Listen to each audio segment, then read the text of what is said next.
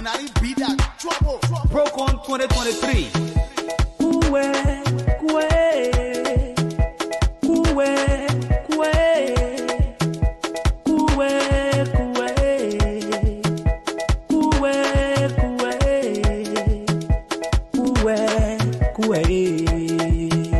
We tire way your life, they push killing us, corruption killing us,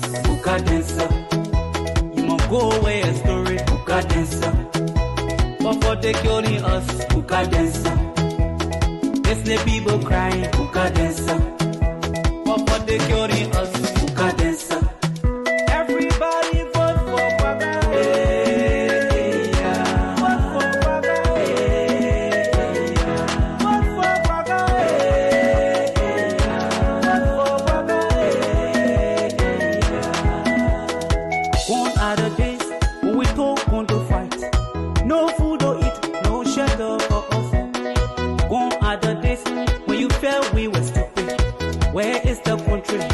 Where is your heart? The market women crying, taking riders crying, Sable Seven crying, Keke riders crying, Ghana boys are crying, everybody crying, police people crying, army people crying, nurses are crying, teachers are crying. They push killing us, corruption killing us, you must go away a story, but for they killing us, Disney people crying, radio station proceed, rescue mission say yeah.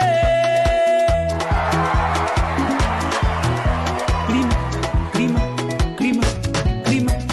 So thank you, my papa. Darling, may we want Jeremiah Poon.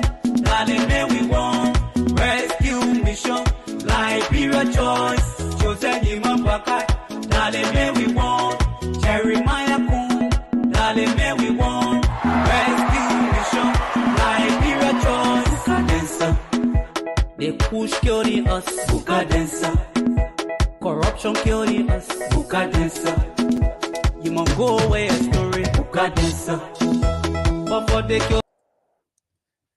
All right. Thank you very much, ladies and gentlemen. My name is Thomas Land Jr.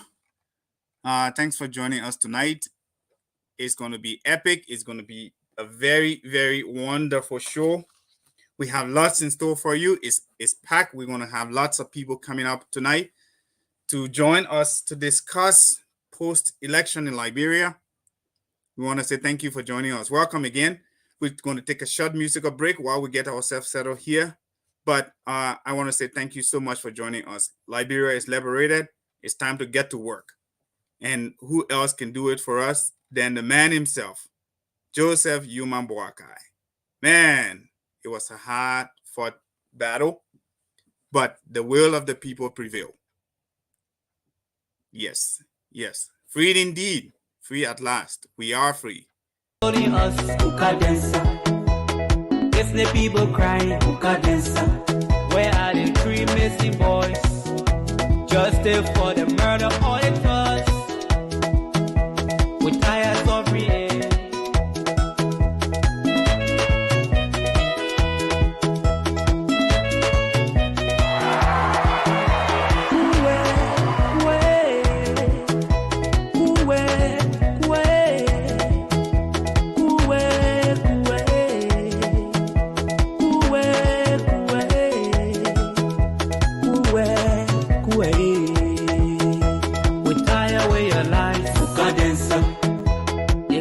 Killing us, corruption killing us, you must go away a story, we tired of reading, it's the people crying, but for they killing us, radio station proceed, rescue matter, what's up? What says, what rescue mission 2023.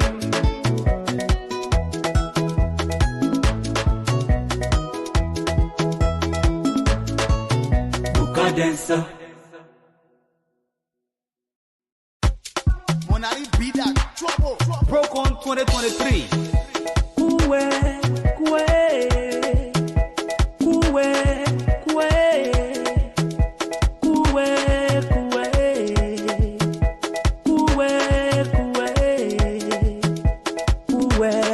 kue, we tie away your life, Bukadensa. They push killing us, Bukadensa. Corruption killing us, Bukadensa. You must go away a story, Bukadensa. But for they killing us, Bukadensa. Yes, the people crying, Bukadensa. But for they killing us, Bukadensa. Everybody vote for Baba. Hey, yeah. Vote for Baba. Hey, yeah. Indeed, the election is over. But the theme song still remains, vote for Boakai. Now we are no longer voting, but I know some might say, critics might say, oh, there's no more election. Yes, indeed, there's no more election. It's time for us to get to work, and the actual work has begun. We were here many, many nights calling on our people to vote, and indeed, they listened, they did vote to change the situation in Liberia. And we want to say, from the bottom of our hearts, we want to say thank you so much, Liberia. You did this, not just because we said you should do it, but because you saw the need to do so to save our country. We have been going on a very damaging path for the last 6 years, almost 6 years. And it was everyone's duty to get to work, to say no to this government that we have, to say, look, we have to change things, to make a U-turn for the best for our country. And you did. You did so by overwhelmingly voting for His Excellency, the President-elect, Joseph Newman Boakai, and the Vice President-elect, Jeremiah Kuhn. And we want to say thank you. You save us another 6 years of torture. You save us another 6 years of, lawlessness, another 6 years of kush and hard drugs being on our streets. We know what you have done is going to live after us for the better. The road ahead, we know, is hard, it's rocky, but we know that we Liberians are resilient people. There's a lot going on now. CDC has been defeated, and they have resolved to terrorizing our people, because the elements that caused the terrorist attack yesterday, I believe to be, CDC folks. And Liberians, we are calling on you to stop. You are Liberian, first of all, before you became a seditious. Even if you're a seditious, you're still Liberian. We should not go down the kind of path that our people are going on. That's not healthy for our country. Things need to change. With or without CDC in power, you can still live in your own country and be a free citizen. And if you work hard, you will enjoy the fruit of your labor. Why would you want to resort to killing your brothers and sisters in a senseless manner like that, as they did yesterday? We want to use this opportunity to condemn it in the strongest term possible. And we ask our justice system to bring the perpetrators to book. Let them answer for their crime. That is domestic terrorism. These things have happened in advanced countries, and now we are bringing it to our own poor little country. It's not everything we should bring home, my people. When you lose an election, you go back and re-strategize. You go back and work harder. You come back to be able to win the hearts of your people. If President Boakai does not do well in his first term, you have the right to come and convince the people to vote him out. And guess what? I sit here to talk on behalf of Unity Party, to talk on behalf of President Boakai, as we did, and I will continue to do so. But I promise you, if, God forbid, he should take the same kind of path that President George Weah took, some of us will be the first people to start talking. We will not be afraid. And that is the kind of democracy we want in Liberia. We want a situation where you can speak up against your government so that they do the right thing. And if they don't listen, like George Weah did for 6 years, you can remove them democratically. It is your right to do so. And we all will join you to do so. But you cannot resort to using vehicles to murder your own fellow citizens in cold blood. This is wrong. And so I want to begin the show by telling those who did it, those who masterminded it, they should be brought to book. Our justice system should work, because this will serve as deterrent for others. When it happened before in France, they brought the perpetrators to book. It happened in the US. A guy used a Home Depot vehicle to drive over people. He was caught. He was brought to book, put through the justice system. He faces crime. Those who behind this should face their crime. And to others who are parading social media and putting out words that are ridiculous, I believe our justice system should also call them for questioning. If they are in Liberia, they should call them for questioning. If they are outside, report them to the government in the countries in which they live. Because if you support terrorist attack, you are aiding and abetting terrorism. US doesn't take it lightly. Canadians don't take it lightly. I'm in Canada. We don't take it lightly here too.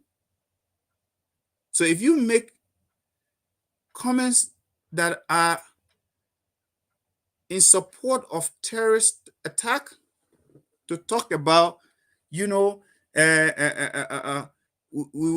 Party will finish them one by one at a time, or it's just the beginning, these things are not called for.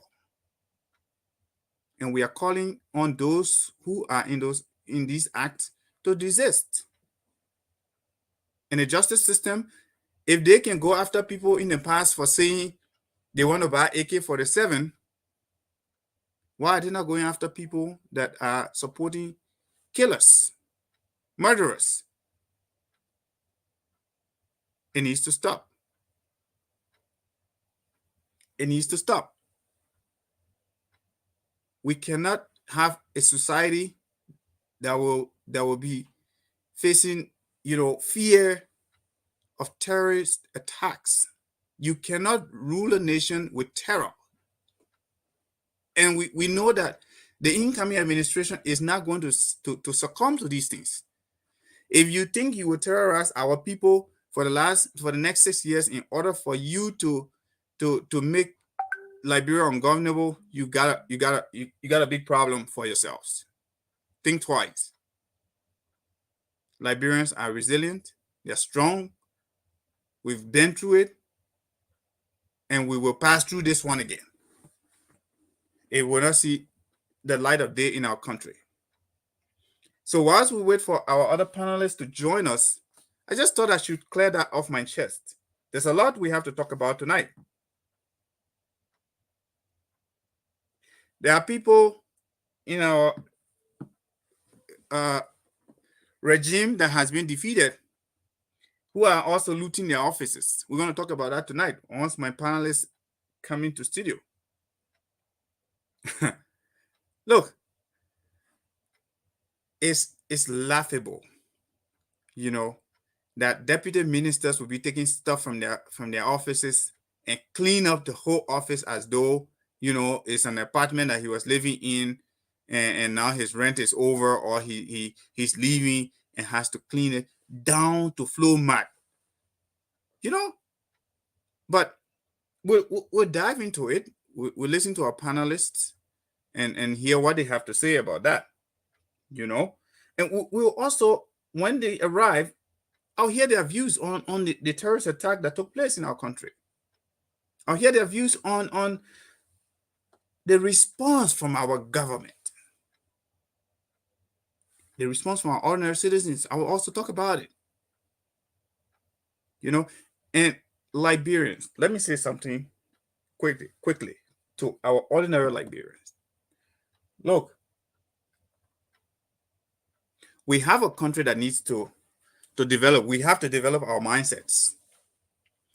The issue or the kind of mob justice we see in the country, it needs to stop. If you go and see a person chopping off the limb of another person, as long as they already committed the crime, no need to go and chop their head off too. I'm just saying. No need to go and take their life also. If a person commits a crime, there is no need to go and commit your own crime because you're angry at them. What am I saying? The vehicle that was used to murder our people yesterday, Liberian people, there was no need to burn it because we need that vehicle for evidence. We need to track it to who it belongs to. So the new thing about whenever a person hits somebody with a car, they have to start running for their life because people are coming, they're going to burn them, or they're going to burn the car, or they're going to stone them. It needs to stop. If you can do a citizen arrest the person, apprehend the person, keep them until authorities arrive, turn them over to the authority. Yes, I understand the way in which our police and law enforcement authorities have been carrying themselves. They have demotivated our people from believing and trusting in them. But the good news is there is a new dawn. These things will change. You will get to trust your police because they will have to work for the people. You know, in the West here, they say, oh, police is your friend. I'm not too sure if Liberia police is a friend. I was there. I lived there. And I know how useless our police can be sometimes. But that should not drive us to taking laws into our own hands. God forbid. We don't want things like that to be happening. But if something bad happens, let us not destroy the evidence because of anger. Next time, let us hold fast to those evidence and turn it over to the authority. And then we can hold the authority responsible if they don't do the right thing. So we're gonna talk about that also in detail with our panelists. I want to also talk about when under the response of government, I don't know, but I still continue to believe that our president, our current president, I'm not talking about the president-elect, President George Manuel Weah, you never talked to your people in the last 6 years. When tragedy hit the doorsteps of our people, you always just fold yourself in your own comfort and decide to say nothing. And you've done that again with this recent terrorist attack, domestic terrorist attack. Why are you not speaking out? Why are you not visiting the victims? You can call and talk to your joint securities and the security apparatus behind the scene. You are the president of our country, for God's sake. Until you can step down, you still are the president of Liberia. Get out. Speak up. Say something. You can get angry because the people have voted you out. You can say, oh, but they don't want me again. The person they want, let the person talk. No. Mr. Weah, you are still the president. until you can turn the power over in January, you are still the president. Sir, Your Excellency, Bekugbe, Doctor, you are the president. Speak up. It is not too late. If you didn't do it 6 years, you can still do it now.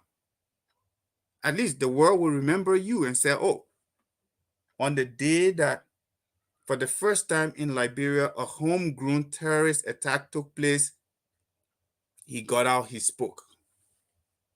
Are you afraid of your seditions and your reactions? Are you afraid of them? Or the popular believe that there are people in your government that you yourself as president, because I heard it on tape. When your deputy police, whoever, to Jefferson Koji, city police director, said that, oh, even the president is afraid of little Koji. Are you afraid of him for true? You can't be. You can't be, sir. You hold all the power in that country. So get out. Speak up. Speak to your people, even though you are leaving. But be able to go and tell them, oh, my people, you're sorry. But those who did this to you, we will make sure we bring them to justice. Justice will be served. Talk to the parents and the families of those who got killed senselessly. Talk to them. Tell them you're sorry, yeah. But the people that did it here will make sure they will pay for their crime. Give them some sense of hope, sir. If that's the last thing you do before you step down. Keeping quiet is what you've done that cost you your presidency. People continue to write on Facebook for the other reason that why you gone. Keeping quiet for 6 years when bad thing happening in the country, and you only go to talk in the church. That is business you gone. So redeem yourself a little bit before you gone.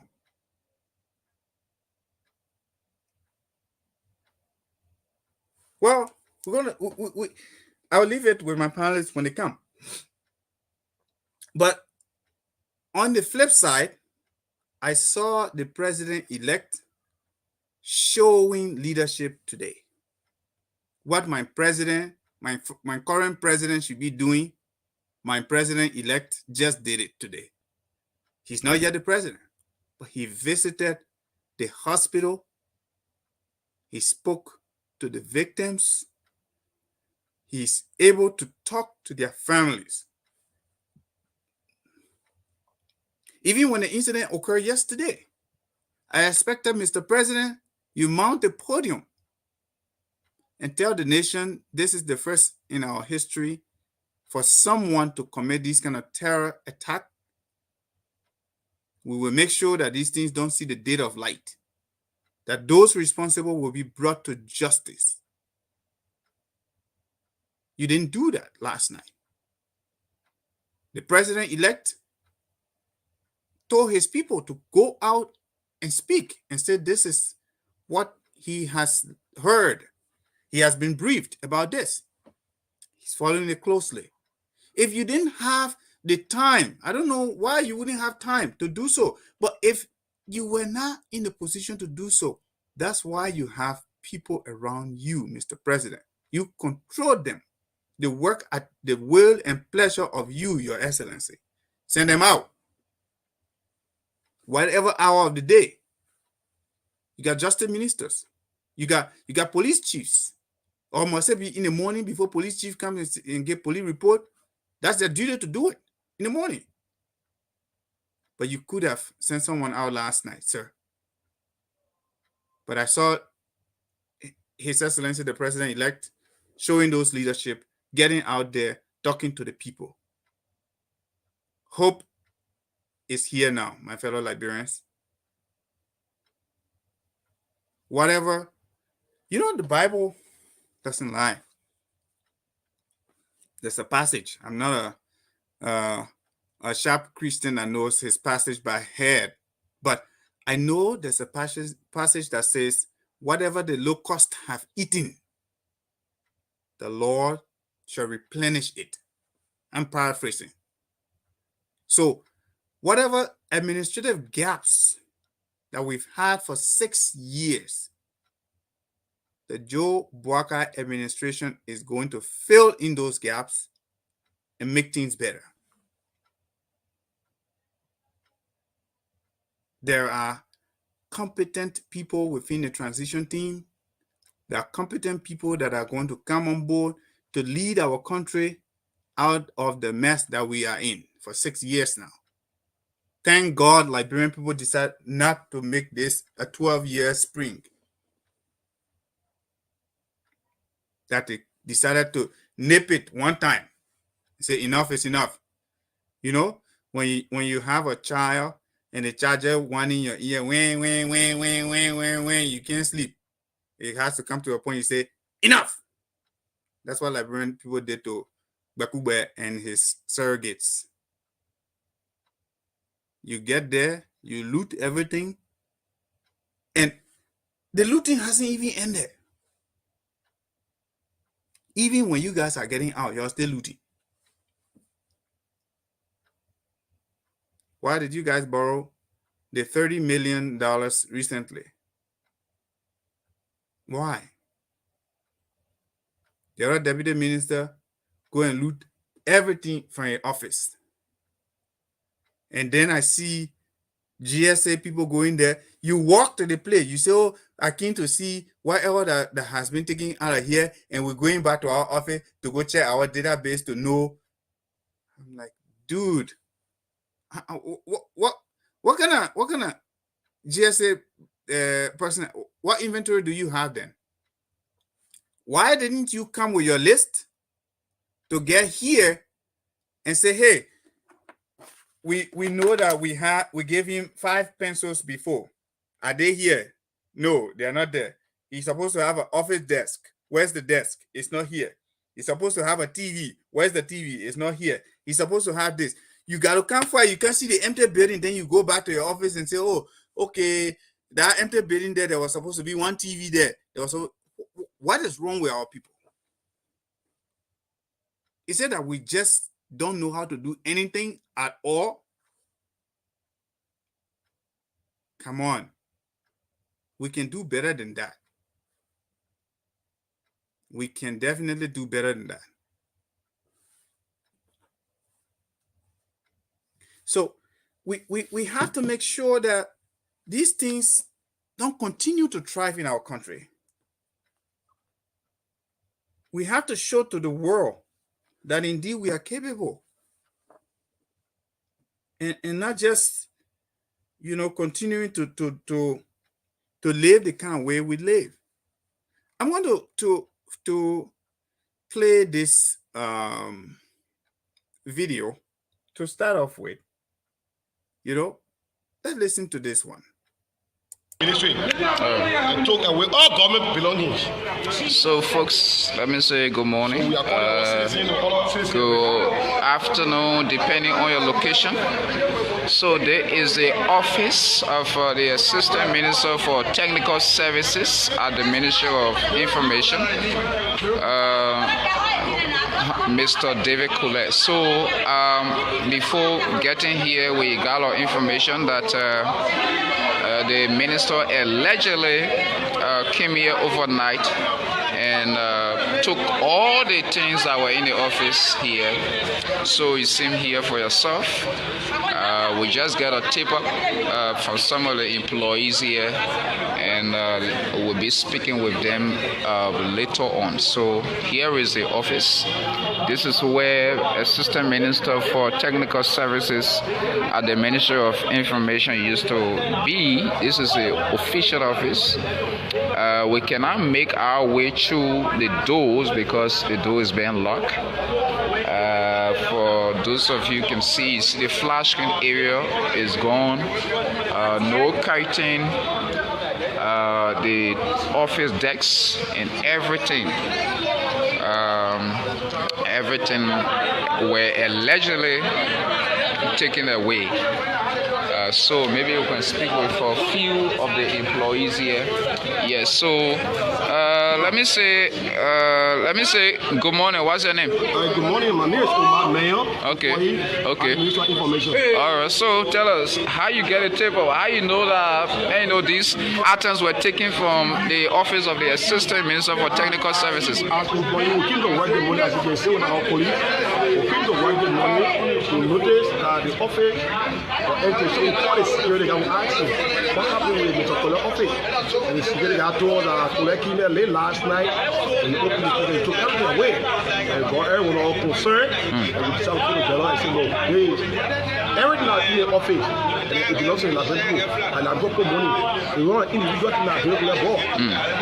Taking it away, especially coming overnight, not even in a day. Even if you have your personal property here, that you believe that you brought here, you come in a day, working time, you go to the HR, the HR will sell somebody, you come to the office, they open the office, and check what belongs to you. But you can't come here overnight, while people are asleep, and you take everything. I think you see in the video, you see the area, place, anything. We control your baccarat. He broke around the office and took away our property. There's a laboratory property. How equipped was this office? How equipped? The office was equipped. There's an assistant minister. There's an assistant minister. Not any other office. The office was well equipped with everything, television, everything in the office. But you see this morning, we feel the work. Even the catching, you can see. We outside, but you can see from inside. Even the catching, you don't get away. There is criminal. And we will call on the Repole to return the laboratory property back. To return the laboratory property. It belongs to the laboratory. If any attempt, they will not return our property. Anyone will see. We all seriously arrest. We all seriously arrest for the Repole. The Repole need to bring our property back. Those things belong to the laboratory. If you feel that you have anything that belongs to you, come and go to the HR office and we'll deliver something that belongs to you. But you can't come overnight. It is criminal. The Repole, you all seriously arrest. We will call you on the HR to grant the ministry of finance to put hold to the Repole salary. The Repole actually take pay for the next 2 months. Although things can be returned. Okay. So besides kiting and what other things that maybe you can remember? We have television, the office, the other way quick. Even the wrong, everything was taken away. Even the wrong, everything was taken away. So you mean that you mean raw was all in here? Everything was in your office. Every office was well equipped for the assistant minister. The office was well equipped for assistant minister. So everything was in the office. Everything. But you can see, the general the office like we just from war. Everything was taken away. It's criminal. You can't come here in the night. It's very irresponsible. As a responsible minister, you don't do that. You can't come here in the night when people are asleep and you can't broken around our office. That's for the people. It's not for you. So we call them there, wherever he is, he will bring our property back. Any attempt, we can use 72 hours to bring those things back. We'll move the house and we'll all say here, right for it. Somebody may think that you sounded like Palestine and all of that. It's not about Palestine, I'm an employer, I'm a laboratory. Okay. Don't think that my poor is the laboratory money. Another minister will be coming. So your main point is about Liberia, whether you work, after working, when they sack you, and you just leave the team for the next person. That's why. It's not for you. That's the reason when they appoint you, when you come in, everything that you sort of work with, the minister gave it to you. They put it in your office. They put it in your office when they say, well, you're going to take it away. No, it's not for you. It's not your own property, not your own money that brought it. So why will you be leaving and you take it away? We are calling the Repole. We're getting 72 hours. Okay. Any attempt, we'll go to the house. We know a room. We'll go to the house and get out the report in the back. All right. Thank you so much. Thank you, brother. And my Liberian people, this is what exactly I was talking about. How in the world an assistant minister, you got things that have been assigned to you by the government. You come overnight like a thief, load it up in your car, and you go home with it. How is this happening in our country? David Colette, I mean, what's happening? You've been taking pay for 6 years. I don't know how long you've been there. Actually, I don't know when you were employed, but if you've been there for 6 years, why is it that you're doing such thing? If it is your personal property, is that you can take your personal property overnight from government office, like someone burglarizing something? I mean, yeah. So, Mr. Bumbe, I would like to say welcome to you. Thanks for joining. I was just going through, step by step here, because I saw these stories coming up on social media. The last time they were, talking about it, even before the runoff election, that people have already started looting the offices. But I mean, this is next level. Talk to us. Welcome to the show. Thank you, Tommy. I hope you can hear my sound clear. I'm using a new device. Am I loud and clear? Yes, I can hear you. You're loud and clear. You. Well, thank you for the show, my brother. And good evening, good morning, good afternoon. Depends on where you are around the world watching us now or later. Welcome to the show, and we encourage you to share the show. It's very important. To follow our platform, UPUSA Canada Rescue Mission. This is very important to me to continue to pass on the information to our fellow Liberians and friends of Liberians around the world, because it's interesting to see what is happening in our country and what had been happening. And if you're not somebody who been following politics in Liberia, if you just, get in politics, or you just decide to just listen, maybe passing by, you see or information on Facebook or on social media, and you just decide to get into it for the first time, you will see that it's amazing and it's really unbelievable. Some of these things, you will hear rumors around and you would think that it's not real. I mean, it's not going to happen, because the rumor came out during the first round, when they were in the process of announcing the result. Immediately, the rumor were all over that some ministers were already going to their, offices, stealing things out, start taking up things and stuff like that. For some reason, when the second round came and the result is just been announced, that was, immediately it happened. And the interesting thing to me, the gentleman came on air. He admitted that he sent folks at the office, and it was. He sent them for his personal effect. To be honest, I know we understand that he's not in the country, but as a deputy minister, Mr. Zlan, as a deputy minister, government deputy minister, regardless where you are, your things should be secure. Who you expect you have, and he said that he have a staff. Chief of staff that work in the same office. So you don't tell me that you wouldn't trust anybody to look after. I understand you have his family pictures and stuff like that, but come on. And at the end, family picture is the rock on the floor that your family picture, or the office desk. Is it your family picture, or to me, that's his story. Personally to put it there. To me, that's his story. That's it. That's the defense that he put on the radio. I listened to the gentleman yesterday and this morning. On OKFM, they call him where he is.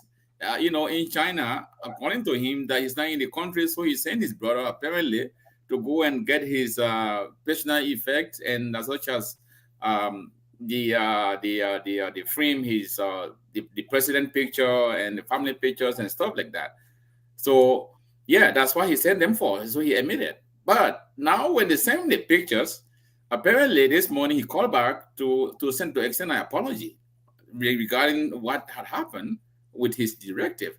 And in fact, he admitted sending these things back. But all of that is not important anymore. Why should you even, where in the world as a deputy minister will you even think about such? Like, sometime to me, let's say even if he doesn't trust anyone in the world, if your family picture, because that's the only thing that he mentioned that he personally owned in that office, even though he said that he paid for all of these things, but the only thing that he was concerned about is personal effect, such as family photo.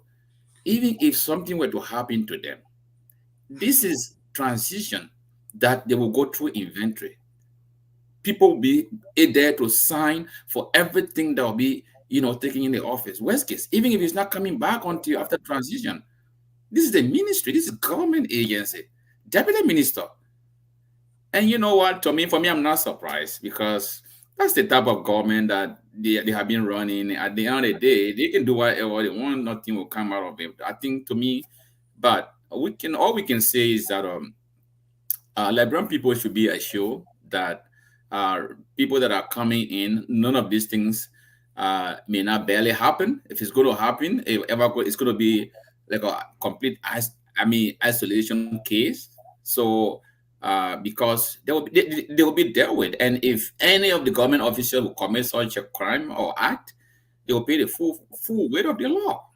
That is, I mean, it's completely illegal. But anyways, Tommy, I can tell you that it's really unbelievable. It's just something that is than anybody holding that position. Like such a person, will you ever think about working in the government? Ever? Your reputation alone is criminal. Ripping off the debt of that should carry your legacy, forever. Stealing Absolutely. government, assets from your office. So, anyways, it's a great Absolutely. discussion tonight. We're going to have a lot to discuss. But Absolutely. send it Thank you back so to you. much, Mr. Boomer. I want to say welcome to Reverend Keddy. Thanks for joining us today. You're welcome. Welcome, Thank you Reverend. so much. It's been a while. It's been a while, Reverend. Welcome back. We'll Yeah, miss you on the show. yeah, I know. Thank you so much. I'm so glad to share the platform with you guys. You are so great, and I thank you for all that you are doing.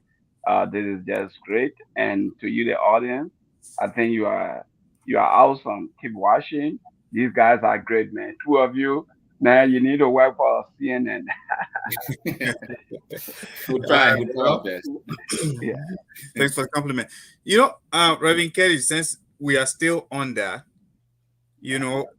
like it's hard to phantom it, and I don't know if this is actually due to the kind of poverty that we have in our country that will drive people to this extent, or is it because we don't have respect for the rule of law? We disrespect the the sacred nature of government. Well, How is well, it possible that a man will if he's not there, what kind of instruction did he give his family member or the people he was sending to go and collect his personal belonging, to do the kind of things they did, to scrape off the entire office, including window curtains and floor mats and rocks? well. First of all, this shows the level at which how low our nation have come in terms of governance, in terms of respecting the office of leadership. Because this is not a dream, this is not an event, this is a process. Election is a process, transition is a process. So there is no excuse that anyone will give to be out of the country whatsoever it is like. As it should be, and it must be. The government, the present government is still in control. His Excellency George Manuel Weah is still the president. And the last time I checked, he has not fired any minister or any appointee in his government. So every official of this government must remain in office until after the inauguration and turn officially over. If you are a director or a minister, you have to stay in your office until the incoming minister comes and even have some celebration. I mean, some farewell, whatsoever it's like. And you exchange a turnover note before you leave your office. At which time you will be able to tell the minister, whosoever is coming, okay, these are mine, these are my personal stuff, I'm carrying it. So there is no excuse, it's just there's just lack of respect, lack of integrity, and no regard to public office at this time. And that's why we need to restore integrity in leadership. We need to restore That's that's secrecy of the office of a leader. So what these guys are doing is just beyond being poor. It's just disrespect to the office that they've been holding. And this is why they have not been able to serve the people the way they should serve them. Thank you, Reverend Keddy. Now, Yeah. the reason I brought this video on the screen here, I'm gonna play it in a second, and then I will take turn. We'll take turn between Mr. Bomba, yourself, Reverend Keddy, and I. This gentleman here is from the General Services Agency, GSA. He went to the scene to go and inspect what has happened. According to him, they got the information that the deputy minister, Mr. David Colette, had taken everything from his office. And so he went there to see. So let's take a listen to him. Deputy Director for Operations of the GSA, who have come here to ascertain relative to information. I posted on social media this morning that some of the equipment was taken off the office of the Assistant Minister of Technical Services, David Colette. Idris, welcome. How is it? Yeah, thank you, my brother, and thank you for your audience. We are grateful, and it's a good thing to be on the premises of the Ministry of Information, Culture, and Tourism. I see here. What is what is behind your visit at this point in time at the Ministry of Information? Well, I see we got this information since this morning that the Honorable Assistant Minister, Mr. David Colette, took some actions from the office, and as General Services Agency, custodian of government assets, the agency that is responsible to keep track of the government assets and manages government assets, we took it as a responsibility to come and verify. And God be it, thank God we were able to visit the office, and we gathered the necessary information from the staff and other people. We are about now taking that information into our database to verify as to whether the assets that were in David Colette's office were actually government owned or personal property. It has been alleged that some of the assets there were were personal, some were government, but that can only be verified from our database. So we are going to check into our asset registry. As you are aware, we included all of the assets within this building, and that was done several months ago. And we have all of the information, everything that is government owned. We have those information in our registry, and we're going to check that to verify. So after tomorrow, we'll be able to issue a statement in that regard. I want to come to you. Maybe I'll start with Reverend Keddy. Then Mr. Bomba, same question will follow. Now, I listened to this deputy director who is visiting deputy minister's office that has been looted. And he said we got the information since this morning. And he's showing up with no list of things that he's coming to verify. He's coming to see whether there's nothing there. Then he will go and verify in a database if nothing is supposed to be there. Your take, is it not ineptitude at the highest level? Failure to even do your duty? Well, what I will say, and that is what we just want to say, thank you to the Liberian people for changing this government. They show the irresponsibility of governance. I think I watched the Senate one. There was he a minister, deputy minister, whatsoever it's like, and he was called actually to make a report. And when he got to the office, and everything he was saying, it was out of his mouth, right? And Senator Dillon was in the Dillon eyes. He said, "How can we verify your information?" And he was like, "Well, when I go back, I will gather the information and send it to you." What am I saying? This, and this is why uh, uh, the president elect, His Excellency Joseph N. Walker, and his government will have a huge work to do because they show lack of coordination. There's absolutely no coordination. Even at this point of transition, the government has not come to take responsibility to put things in order for the incoming government. So everyone is doing, I don't even see the reason of anyone going to any office as far as the Constitution is concerned, as far as the process of transition concerned, this government remain intact. This government remain intact until after the inauguration. When the inauguration takes place and the new president is being installed into office and inaugurated and declared as president of the Republic of Liberia, it is his priority to decide who stay on from the past government or who goes out. It is only at that point that any minister or director whatsoever you will be able to turn over to the new president that is coming. If you are asked to stay on, well, you might be audited whatsoever it is, then you continue. But whatsoever they are doing right now is out of context and out of context. How will you even know whether something is missing in the first place? You have to go in your database, pull out your document, know what you have assigned to this office.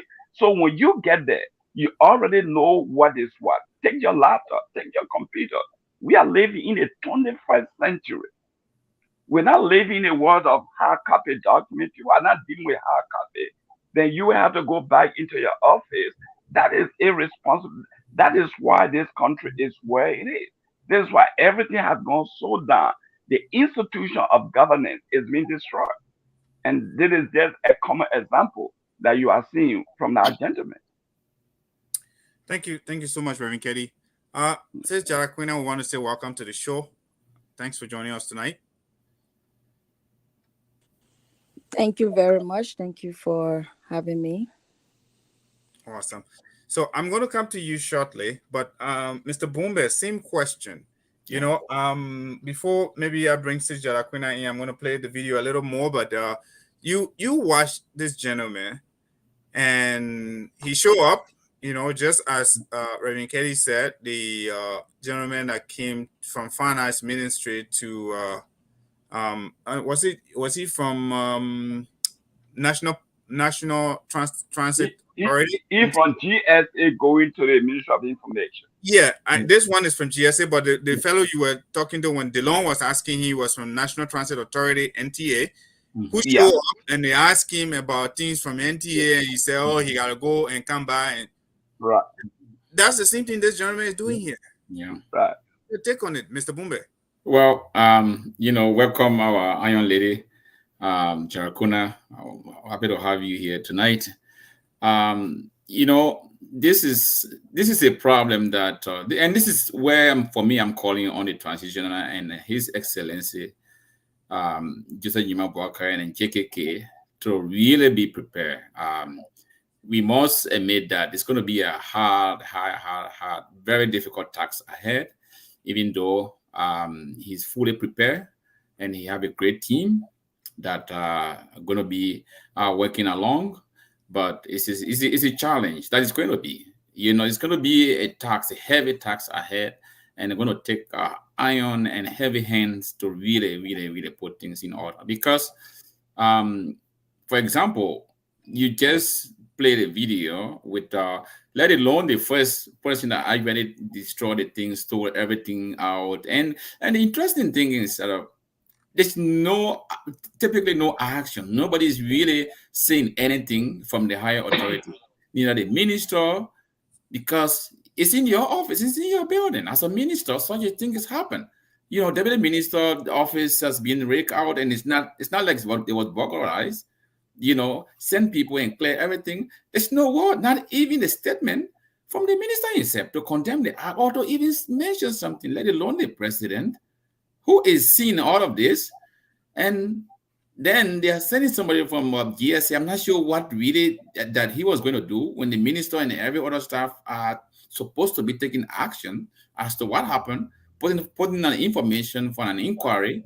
At the end of the day, the guy from the GSA also coming. Well, you know what? I will just show up and then take a few questions from the press and that's Yeah. it. I have to go back in the office. So for me, Tommy, I can surely tell you that.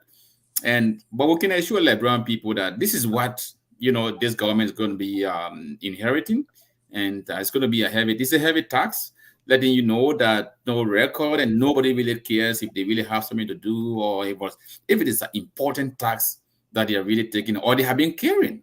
This is what I don't understand. These guys sometimes they just feel like, oh, you know what, I can do whatever. You just wake up the middle of the night just before the election result has been announced, and then everything is gone out of the office, and the government official is coming in there. The GSC that is responsible for all government assets and procurement is coming in to just basically, come and then let me go and see first, and afterwards I will see what to do. I have to go and double check. I mean, it means like, I mean, there's a lot ahead, and we can assure Liberian people that it's going to be a heavy tax. It's a tough tax that is ahead of the GMB team, but with the preparation and the know-how and the experience, for sure, all of this thing will be overcome. I mean, that's my assurance to our people tonight, that these things, we are seeing them, and we can assure our people that these things will be taken care of, and all of this should not be happening. I mean, it should not be happening. If it ever happened, there should be action. Bottom line, we know that people will behave somehow, but why? There's not even question. I mean, the actions are there. There's no, I mean, no need to even investigate. There's no need for investigation. The gentleman I made that he sent people, he did that. At the end of the day, nobody's saying anything. Why? To even ask him a question, why did you do it? Why will you have to do that? Which means a lot's going to happen. I can see that, we have to be really, really, I think we should open our eyes to see a lot of this coming up in the next week or two, or next coming month also. So, yeah. It's very concerning. Our people on ground, it's good that their eyes are open, and you saw the previous video I showed. It was the ordinary workers at the ministry that were already challenging him. Iron Lady, Sister Jalaquina, I'm going to come back to you, and maybe we can wrap up this particular topic because there's a lot, and I think we've already pressed out of time. But I'll come back to you for your take on this one. But before I do that, I'm going to play this video just a little more to inform you of what this gentleman is doing there after the building had completely been looted. Maybe for the sake of our audience, I'm going to start up with this one first. Ministry took away all government belongings. So, folks, let me say good morning, good afternoon, depending on your location. So, there is the office of the Assistant Minister for Technical Services at the Ministry of Information.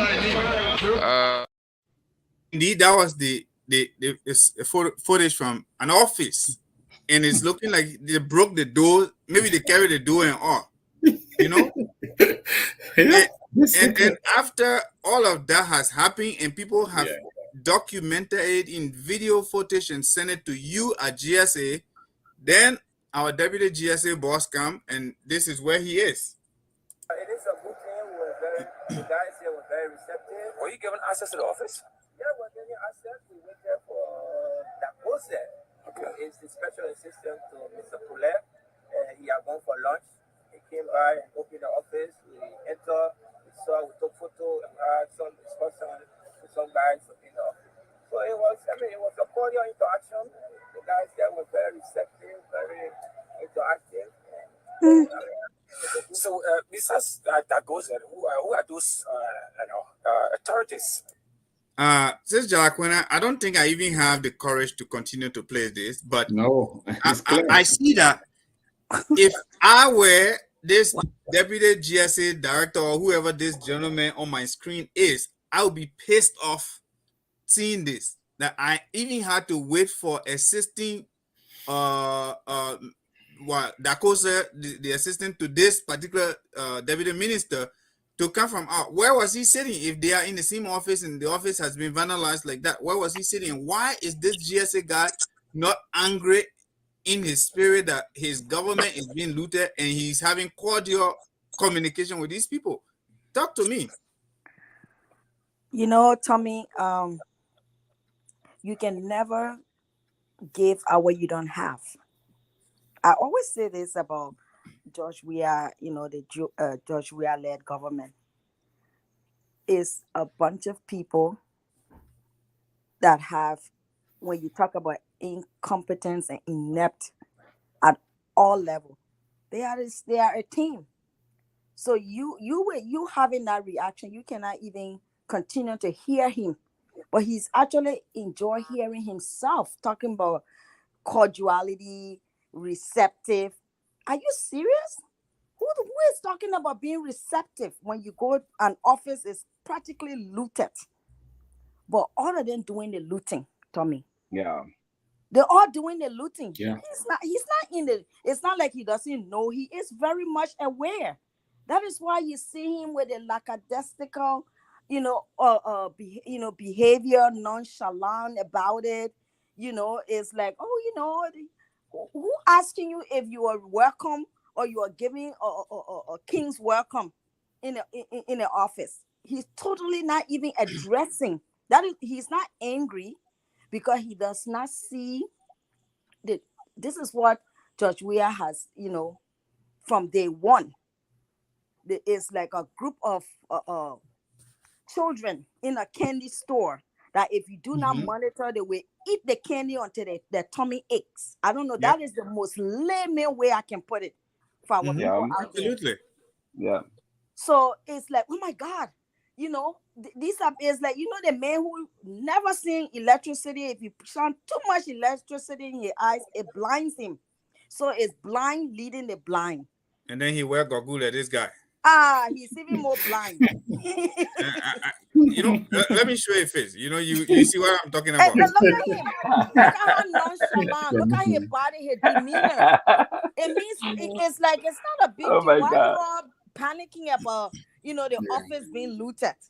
This is normal. This is how we function. This is who we are. Yeah. They're constantly telling us what we always known, and the Liberian people are continuing to say God has brought our people and all of us in our various capacities of experiencing war. Some were fortunate to leave, but where we've been as a group of people to where we are fearless. You've seen civilians doing their own arrest right now. Absolutely. Completely fearless. Look, during the elections, people were watching, literally sleeping at the doorstep of polling stations and calling the alarm. So that tells you that the people are ready to embrace Honorable Joseph Yuma Boakai. The road is tough, but it's not tougher than the Liberian people. No. Because you know the difference? They are ready to do the work themselves. And they are ready to hold people accountable if you do not get it done. So it is so refreshing to finally see that the people woke up and realized that the power lies within them. It is not the person who has been privileged, given the privilege and opportunity to serve. Service to the people, it is not placing you above them. Absolutely. George Weah had no love for the people of Liberia. The people of Liberia love him genuinely. Even at his worst, they love him. And he is incapable of reciprocating that love. And this is why he will go down in history the way he has for him and his generation. Because he have destroyed the generations that to the point where it's going to take us consistent effort and work and determination to repair. We are talking about each other here. These are our young brothers and sisters, and even children hating each other because of the divisive notion of this gangster paradise ran by the group of men boys who were given too much. They did not even know what they were given. Yeah. Absolutely. And like you said, a new day has come, Sister Jaraquina. Thanks for that. A new day has come. God has delivered this country. The elections are over, and it's time to rebuild. I mean, so talking about the elections are over, maybe we can take a minute and maybe a minute each for all of you. Um, what was your star moment in this particular runoff that we had? Maybe I'll start with Reverend Keddy. What was the turning point for you in this election? How do you think Unity Party did? What do you think maybe cost George Weah his fit? Well, I I wouldn't say Unity Party. Hmm. I would say the people of Liberia, Yeah. because I was watching most of the activities on election night.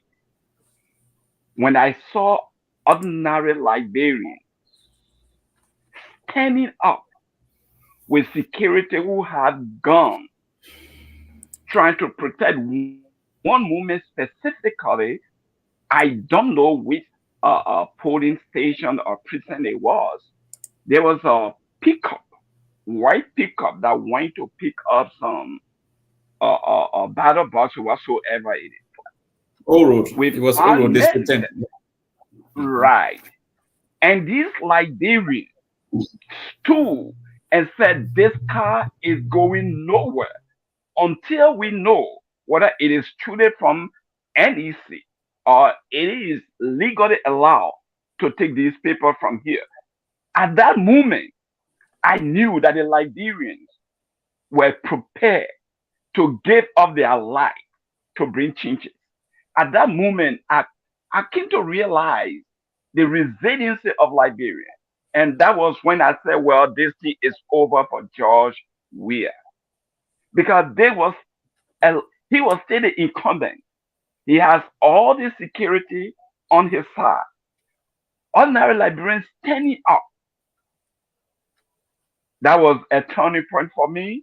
And that was when I knew that no matter what, these people, they voted because no one else was contesting against them to say, well, you have two groups, you have the CDC members, you have the Unity Party members fighting each other. No, but every single Liberian that was there, they were united together to protect their vote. And that was a turning point for me. And from that point moment, I knew, I said, even if Georgia decide or his government to do anything in this election, the Liberian will not allow it.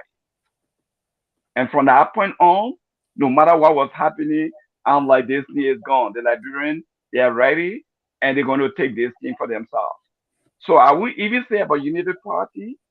I won't say about the rescue team.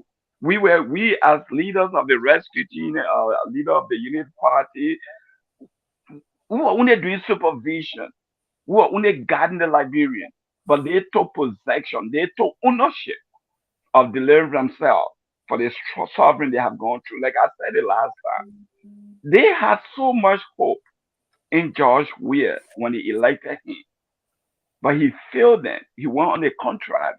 They got disappointed, and their hope and expectation came to disappointment and frustration against him. So they were waiting to do everything and anything to get their country back onto themselves. And they did exactly that. And because of that, no matter what was put in place to cheat or to do any other thing otherwise to take the election, it was not possible with them. So I would say George Weah and the CDC fought against the Liberians, and the Liberians were successful and victorious on that election night. And that was the turning point. The counting and every other thing, Nothing else could have happened because the people have already done what they could do. Yeah. Thank you. Give it back. Thank you so much, Reverend Kelly. Yeah, for sure. George Weah himself and his people, I think they did all of the campaigning for for for Liberians. For Uh, Liberia. uh, I'll go to the Iron Lady before I let Mr. Boomber take us home on that particular one. Iron Lady, what was your magic moment in this roundoff? My magic moment. I share the same similar moment that Reverend Caddy just described. But most importantly, there were this video of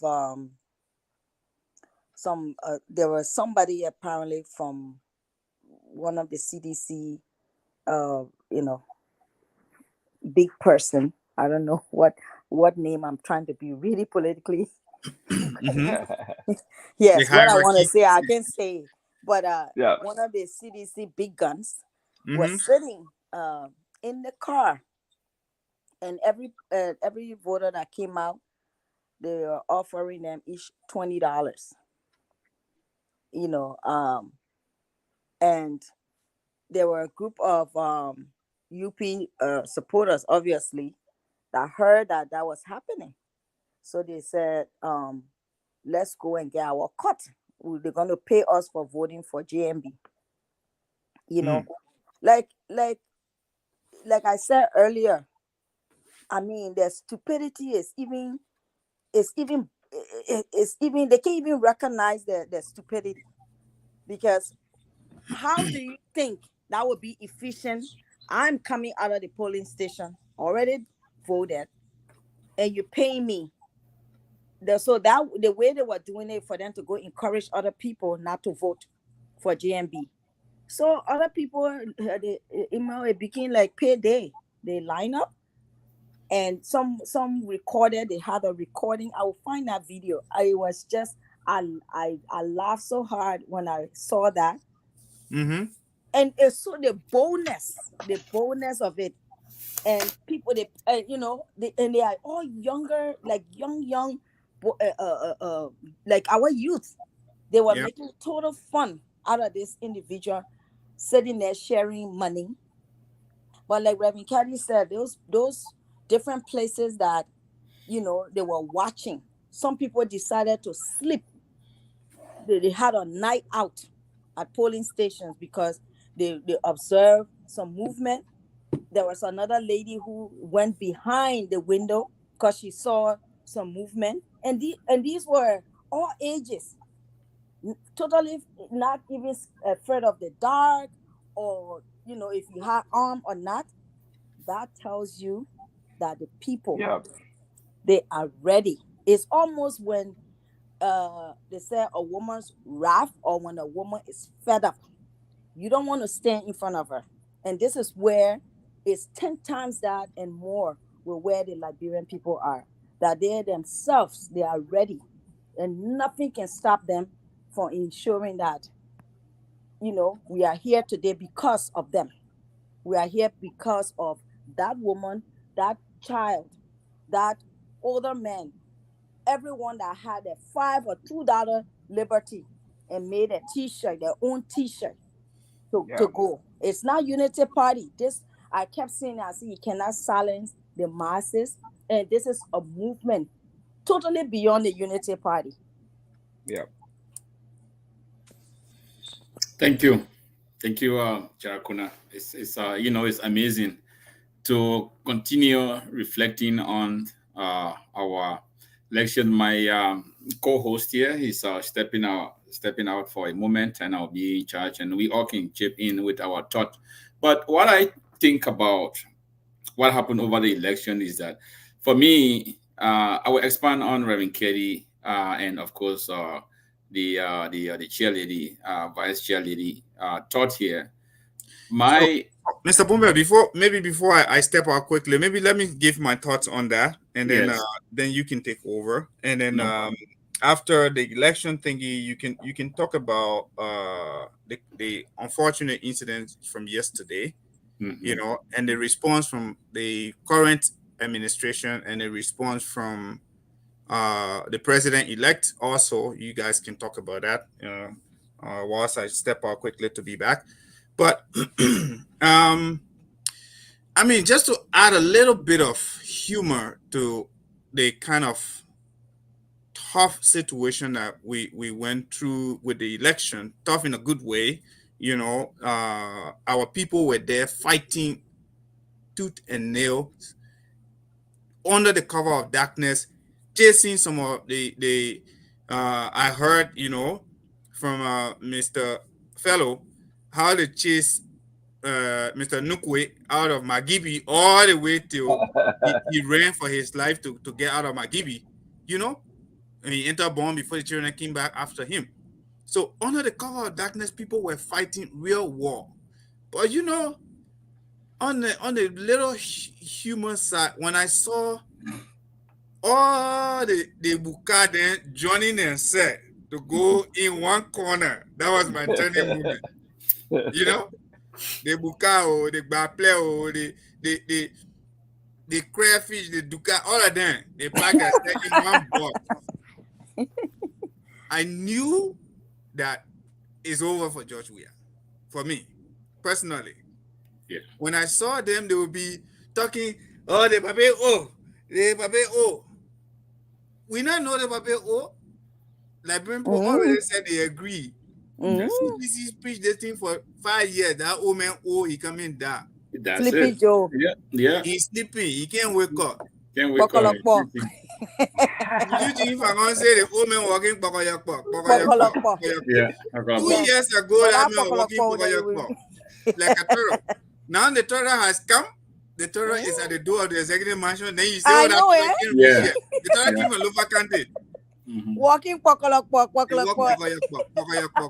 He reached to the door of the executive mansion. And I crossed with the Capitol Bay inside in the fence.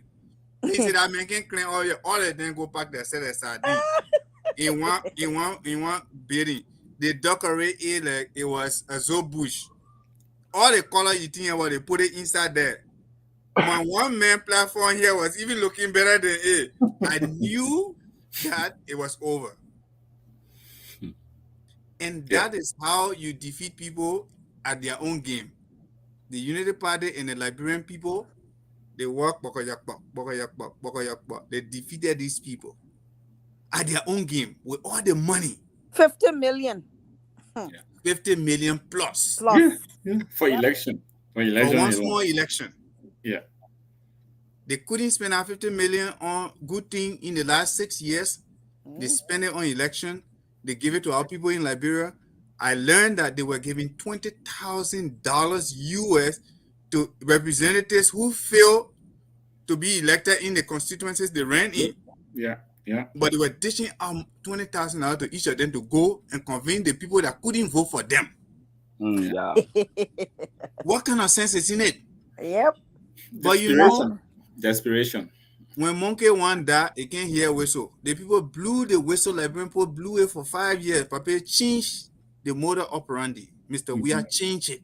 Changed the player. He likes football. Everything is about football.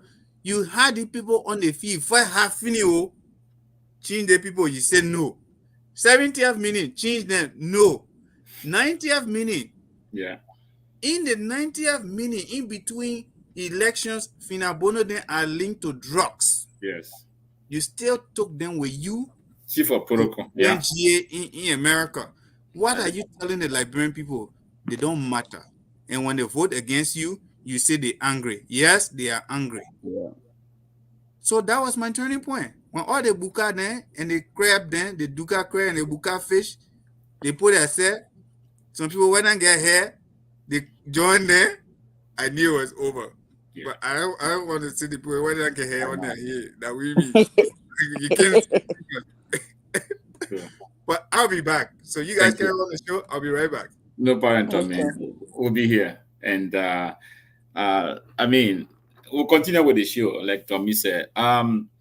My take on the whole situation with the former president losing to this level, it was at the point that, like I said, to expand on Reverend Katie, that it's a decision of the Liberian people first. And it was at the point that the evil plan for the Liberian people that this government had was busted during this second round, because they have done everything in their power to have that confidence that, what, this is not going anywhere. I mean, we done with them. We already have them in our pocket. Number one, there's no money, and secondly, no resources. Where they're going to come from, to do anything. So they have planned and increased and overstated the population, the census, they over-registered, they know strategic areas that they could have, just stuff ballot, pre-marked ballot, and eventually could have come as a surprise. Then the next thing, if there is any allegation or anything, you guys go to Supreme Court, and Supreme Court, of course, in their pocket. But my turning point after all of that, when those things were being busted, started from FOIA in my own hometown. Plain chart, the whole plane of ballot papers, pre-marked ballot papers, were cut by the Liberian people, not by the police, not by the army, not by the. In fact, the immigration border patrol director was the one that was going to receive them. He was the one that was going at the airport to pick those ballot papers from the plane, whereas the people have already planned. They knew their evil plan was already been posted. As soon as the plane landed, they went and surrounded them before even they could come. Before the agent that were supposed to come and receive them could have arrived. They were already in the hands of the citizens. Citizens arrest. So when those things started coming up, from my point, I say, wow.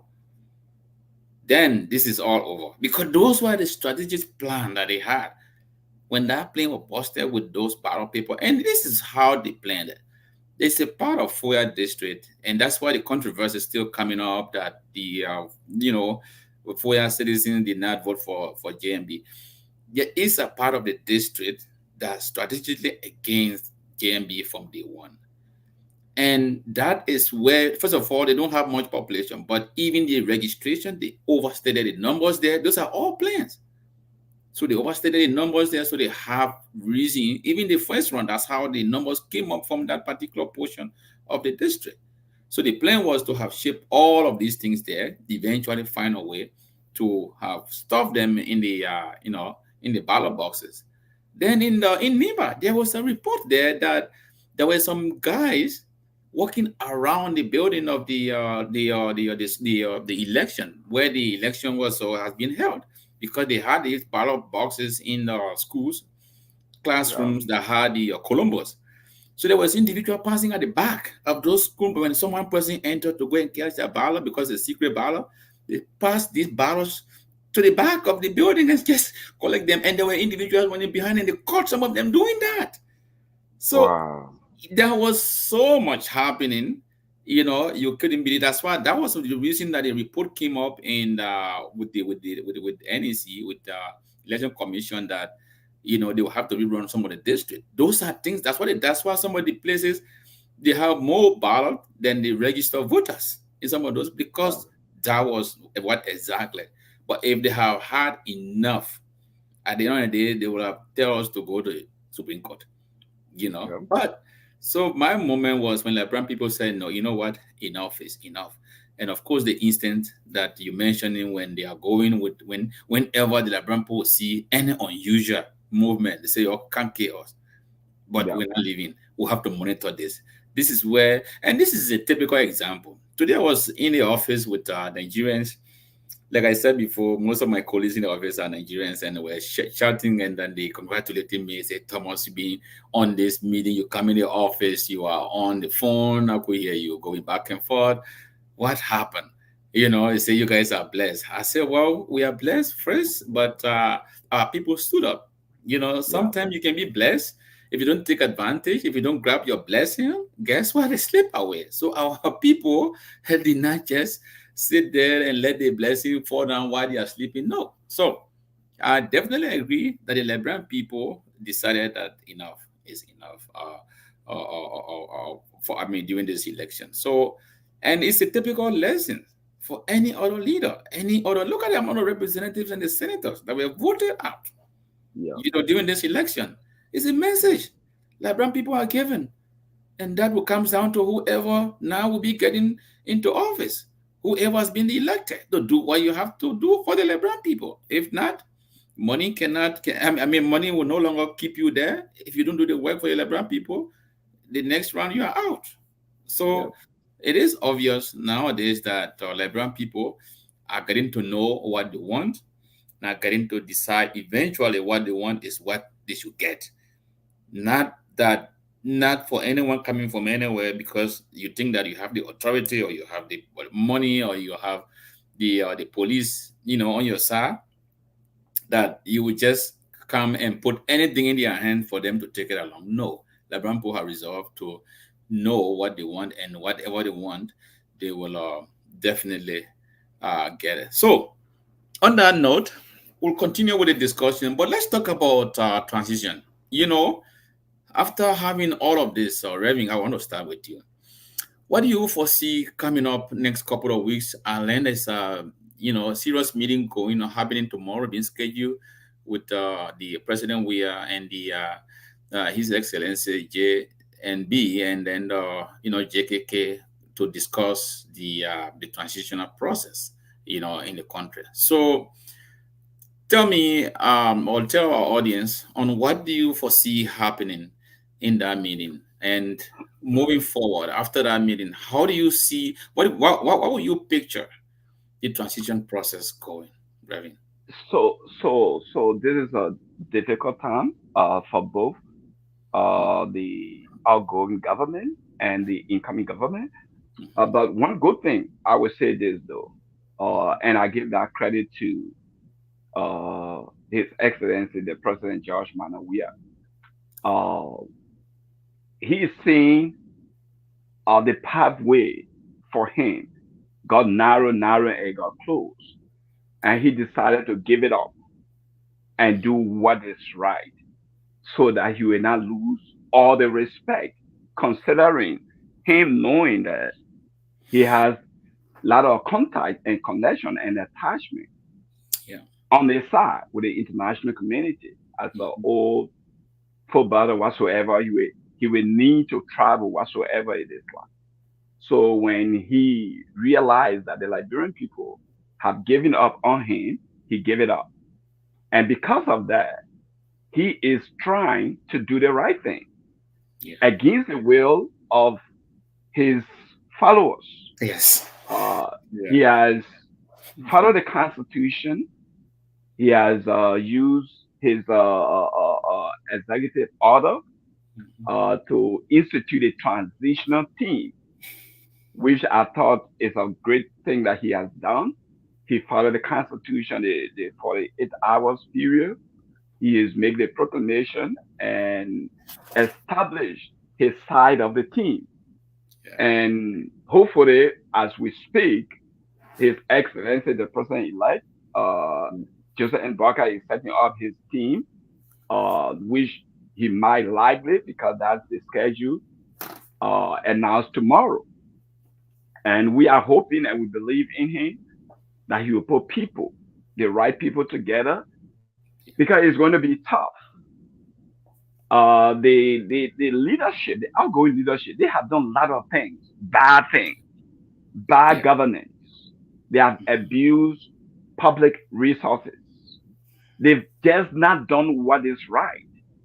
Now they are at the crossroad, realizing that everything that they have done in the past is going to come to light True.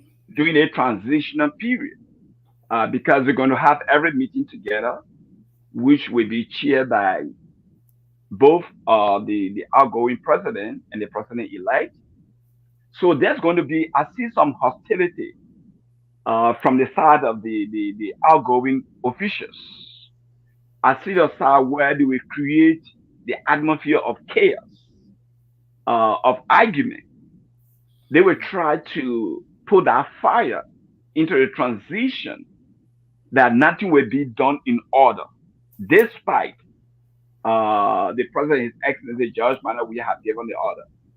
So they're not going to be friendly with our transitional team. And this is why we believe that JNB is putting the right people in place who will understand and be able to work with people. You know, when you are doing human resources, like managerial position, whatsoever it's like, you have to work with people whether they like you or not, whether they are hostile or not. You have to create an atmosphere to be able to work with them. So I foresee our team doing that. They will even sometimes be insulted. They will be cheated. That lot thing will be done. But they have to stand tall. They have to accept everything and be focused on the transition in those meetings. So I will see that are clashes. But I strongly believe that our team, the team from our side, will manage those circumstances and those situations. By the end of the day, because the outgoing president is willing to cooperate, everything will fall in place. It will be tough, it will be hard. By the end of the day, they will give in. Yeah. And what's going to happen is what we are seeing, is what we were discussing earlier. People will go out of the way to do stuff because what should have been done and what should be done is every presidential appointee, not civil servant, because they will maintain their job. Every presidential appointee should remain in office until after the inauguration. Only the president that was voted out and his vice president, they will be going out. Now, it is the incoming president, His Excellency Joseph Yuma Boakai, when he shall have taken the oath of office, will decide now to make a proclamation. Like in the case of George Weah, when he took power, the cabinet was never dissolved, the Ellen Johnson Sirleaf cabinet. It was George Weah that announced that all ministers, government, senior ministers, should vacate their offices and let the HROs of those various offices take over until his people get into office. And so those HROs in the various institutions of government took over until the proper appointee of the government came in. That should have been done in this. But what I foresee, because people want to loot, because people want to create, I see people trying to create that kind of ungovernable circumstances, atmosphere for the incoming leadership. So where they will not want to give in documentation, they will not want to turn over records and so forth. So I foresee them doing a lot of things in outside the ordinary, leaving their offices, looting their offices, and just going and leaving the office open. That even when the government appoint a minister or director, he or she will go into an office that is just virtually empty, nobody there to talk to. Yeah. So those are the things I foresee happening. But in any case, I think JMB leadership is going to be very strong. They will be able to put the pieces together and reorganize a functional offices to to start the ball rolling. Yeah, but I foresee a very tough time, a very tough transitional period based on what is happening right now. Yeah, Thank you. That's my thought. Thank you, Reverend. You strike a very good point that you foresee ungovernable system coming up, and it's going to be a tough. Let me come to Jarakuna on this. And you work in the system, in our agencies and country that have a system, and we know we can have exact system that we have here to apply the same in Liberia. But I would like to know, what would be your advice, Jarakuna, for those, like Reverend saying, those government officials, those that are in authority at the moment, such as HR, and those that are in the sensitive, department. During this process, should in case the overall bosses come to you or come to any of these or junior staff to say, you know what, let's get this document signed. Let's hurry up. Let's go and meet the some of the business agencies to extend their contract. Those that have private contract, commercial contract with the government agencies, let's go and hurriedly do all of those things. What would be your advice to some of those government? And I know that's happening already. They are lining up with all of those things just to hurry up and let's get things extended. What will you say to them if they are listening to you tonight? That if your boss were to come to you right now and say, what, sign this document, and that this is not normal. We are now in a transitional period. We're expecting, our government coming. We're expecting our agency. We're expecting the call anytime to come and, review whatever we have in order to get new leadership. Possibly we might remain, or we might get the same bosses as our minister may continue. And of course, we don't expect that, every minister will be leaving their post. But if you were to hurriedly ask, the next few days or a week or two to do things that are unusual, to go to this bank and say, what, please sign this check for the government, for this agency or for this ministry, that is very unusual. At the end of the day, what will you advise them, or Jarakona? If they were to listen to you tonight, looking at what is unfolding in Liberia and what could be happening, give us your view, give us your take on the staff and directors that may be faced with those challenges tonight. What would be your take? You are muted if you are following. She's always multitasking, so Okay. she might be. That's fine. We'll come back. We'll come back to Jarakuna. But Remy, my question around this is that based on a report that the World Bank recently, statement that World Bank recently put up, that the are now releasing that Liberian borrowing ability has been diffused, has been suspended because they won't close down, which means we don't have access to going for any loan for now. What do you think, Revin, that is happening?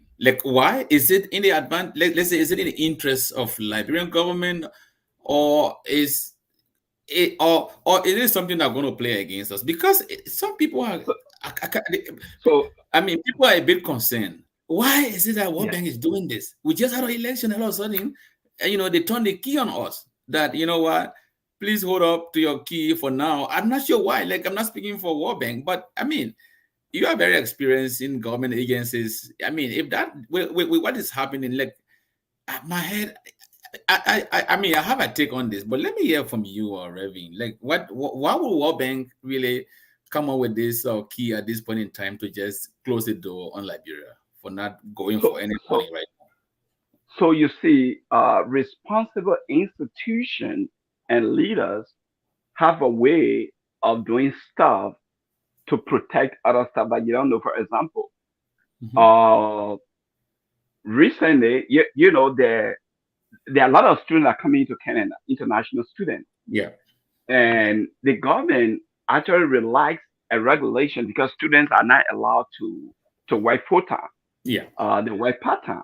Yeah. So last year, the government came and said all students who applied for their visa before October 7th, 2022, they are allowed to work full time up to December 31st.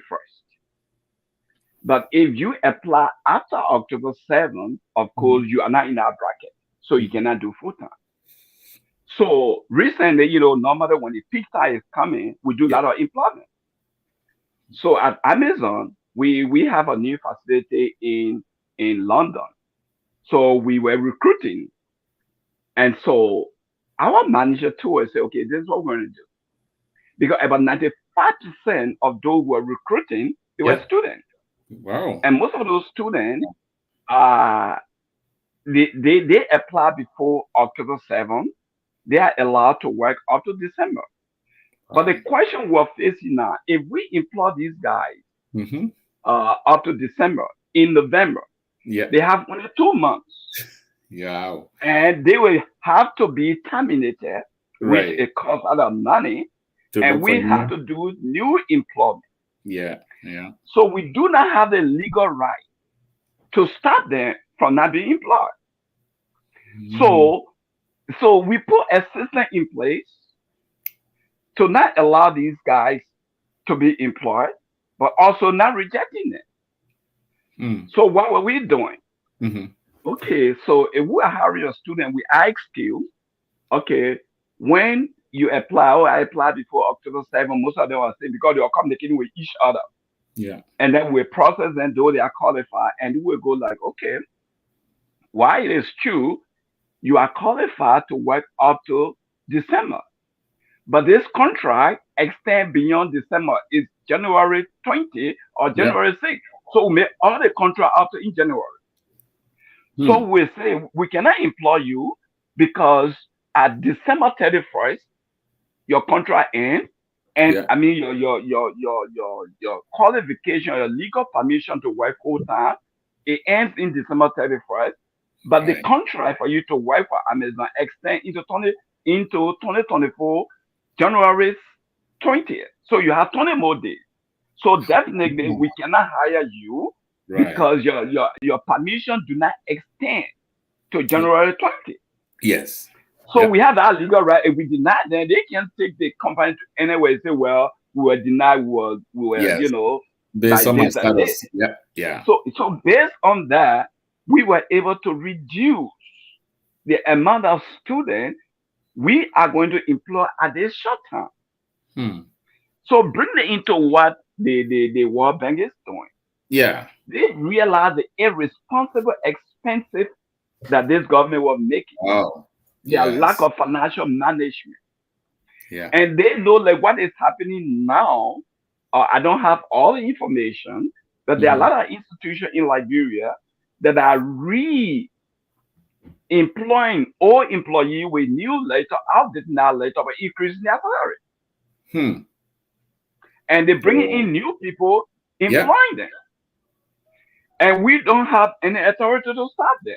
Right now, no. Yes. So, Yeah, so we don't. they are going to increase the web bill for employee payment for the new government, which could cause crisis. So international community is very smart of these.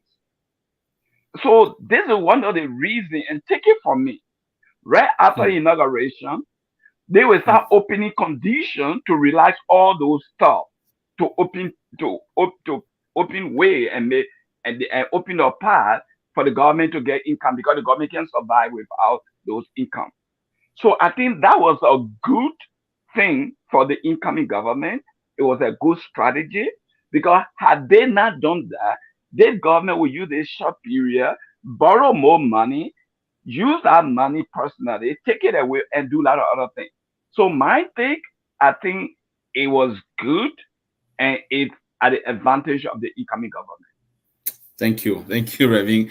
That's exactly where I was going to. That's what I thought, but I know for some of us that are not very familiar with the system in terms of economic relationship and, at the end of the day, sometimes you may wonder, you may start getting, oh yeah, there's something, terrible coming to our country. We will rely on World Bank for the most part, and now they shut door on off.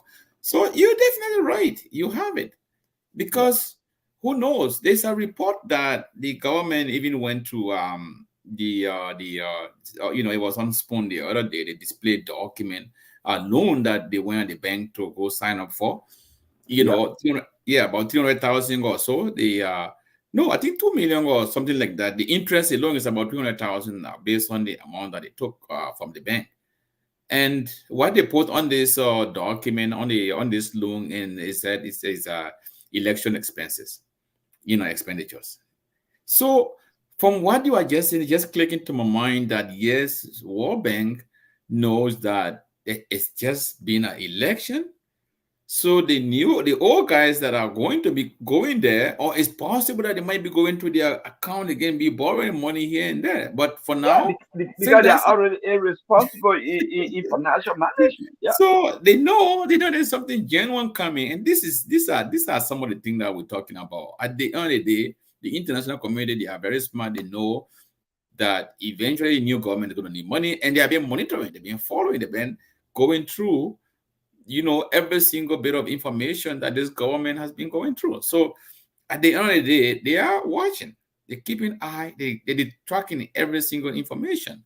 So to come at this point and say, you know what, right now, Liberian government is not coming right now to borrow any money from the World Bank.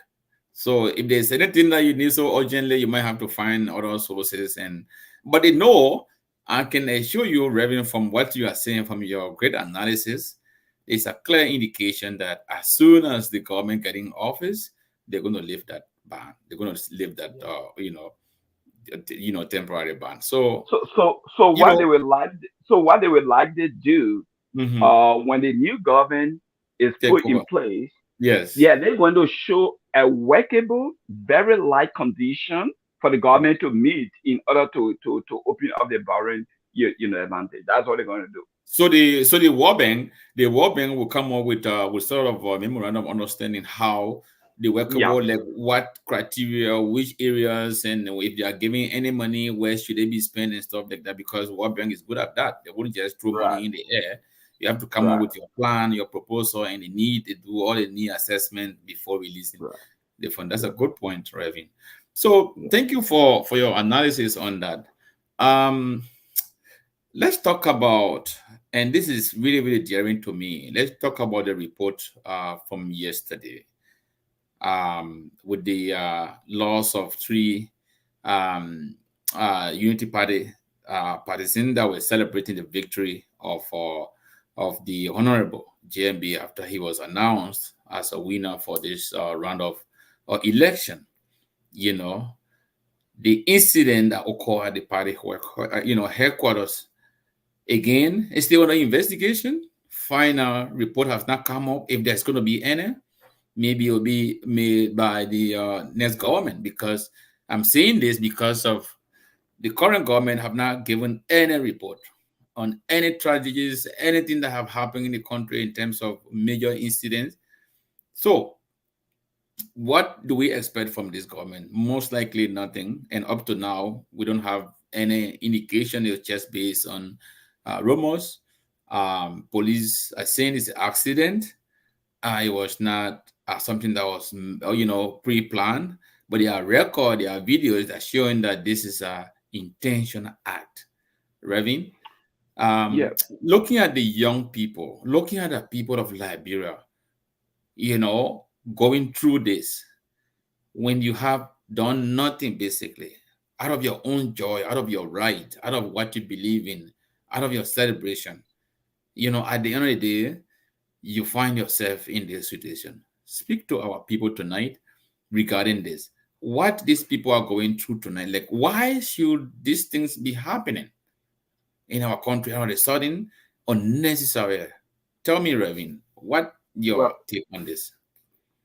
first of all, our heart goes to those families who lost their loved ones.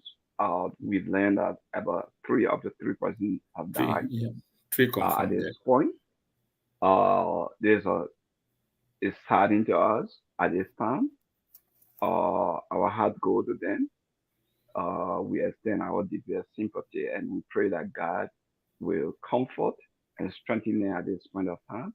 Yeah. We also pray for those who are injured and in the hospital. We wish them speedy recovery and we keep praying for them. And it was a good thing that His Excellency, the President-elect, Joseph Numa Boakai, had visited the hospital and the family members. He has talked to them. It's very sad during time like this when people, the Liberian people, are rejoicing because they have seen light at the end of the tunnel, Yeah. and other of sudden they have to go into sorrow. Uh, you know, since this happened yesterday, I decided not to post on it because Yeah. it shows, as I always say, the lowest point our nation is in terms of moral understanding, in terms of gratitude to God, in terms of love, in terms of reasoning. When I saw a lot of posts that people try to political sides, and even when somebody lost, no one deserves to love his or her life in a situation like that. It doesn't matter where they are. When people come in and even say unity party people, other people say, yeah, it's good for them. People try to play politics out of it. It kind of lock my brain. It's unbelievable to me because those that die, they are not Unity Party members. They are not CDC members. They are our brothers and sisters. They are Liberians. And Liberia is so small that we are all interconnected. So there is no way, no matter what, to bewitch anyone evil. But again, this is a level at which we are in Liberia. These things have become normal. So people don't even have the conscience to look at it the other way. So what I would say today is to you all Liberians, let us keep the hope, let us keep the faith. Yeah. God is restoring the nation. Yeah. A new dawn has emerged. A Liberia where every Liberian will feel the sweetness of Liberia. A Liberia that every Liberian would be there for each other.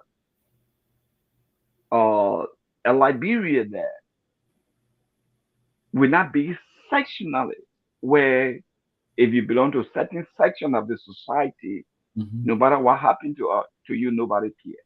Yeah. So I really don't want to talk about party or any political attachment to this. No. No matter who did it, why they did it, the intent is just absolutely wrong. It's absolutely uncalled for. These people that are in a hospital don't deserve to be there. More especially, I saw a photo today, Tom, with a guy who probably his hand got broken whatsoever. But guess what they put there? It was a cartoon. Wow. A piece of cartoon, and they tie it. And I shed tears. And I was like, because some of those medical supplies that I carry in Liberia in during the Ebola crisis. We had a lot of those things that when you are injured, they were there. I actually carried them to have distribute most of it to the hospitals. We distributed some will stay there. I was trying to just call to see how that can get to the hospital. But again, that's how our nation looked like. And that was done. And that was done at the hospital. Not even at the hospital. That's what they put on them. Yeah.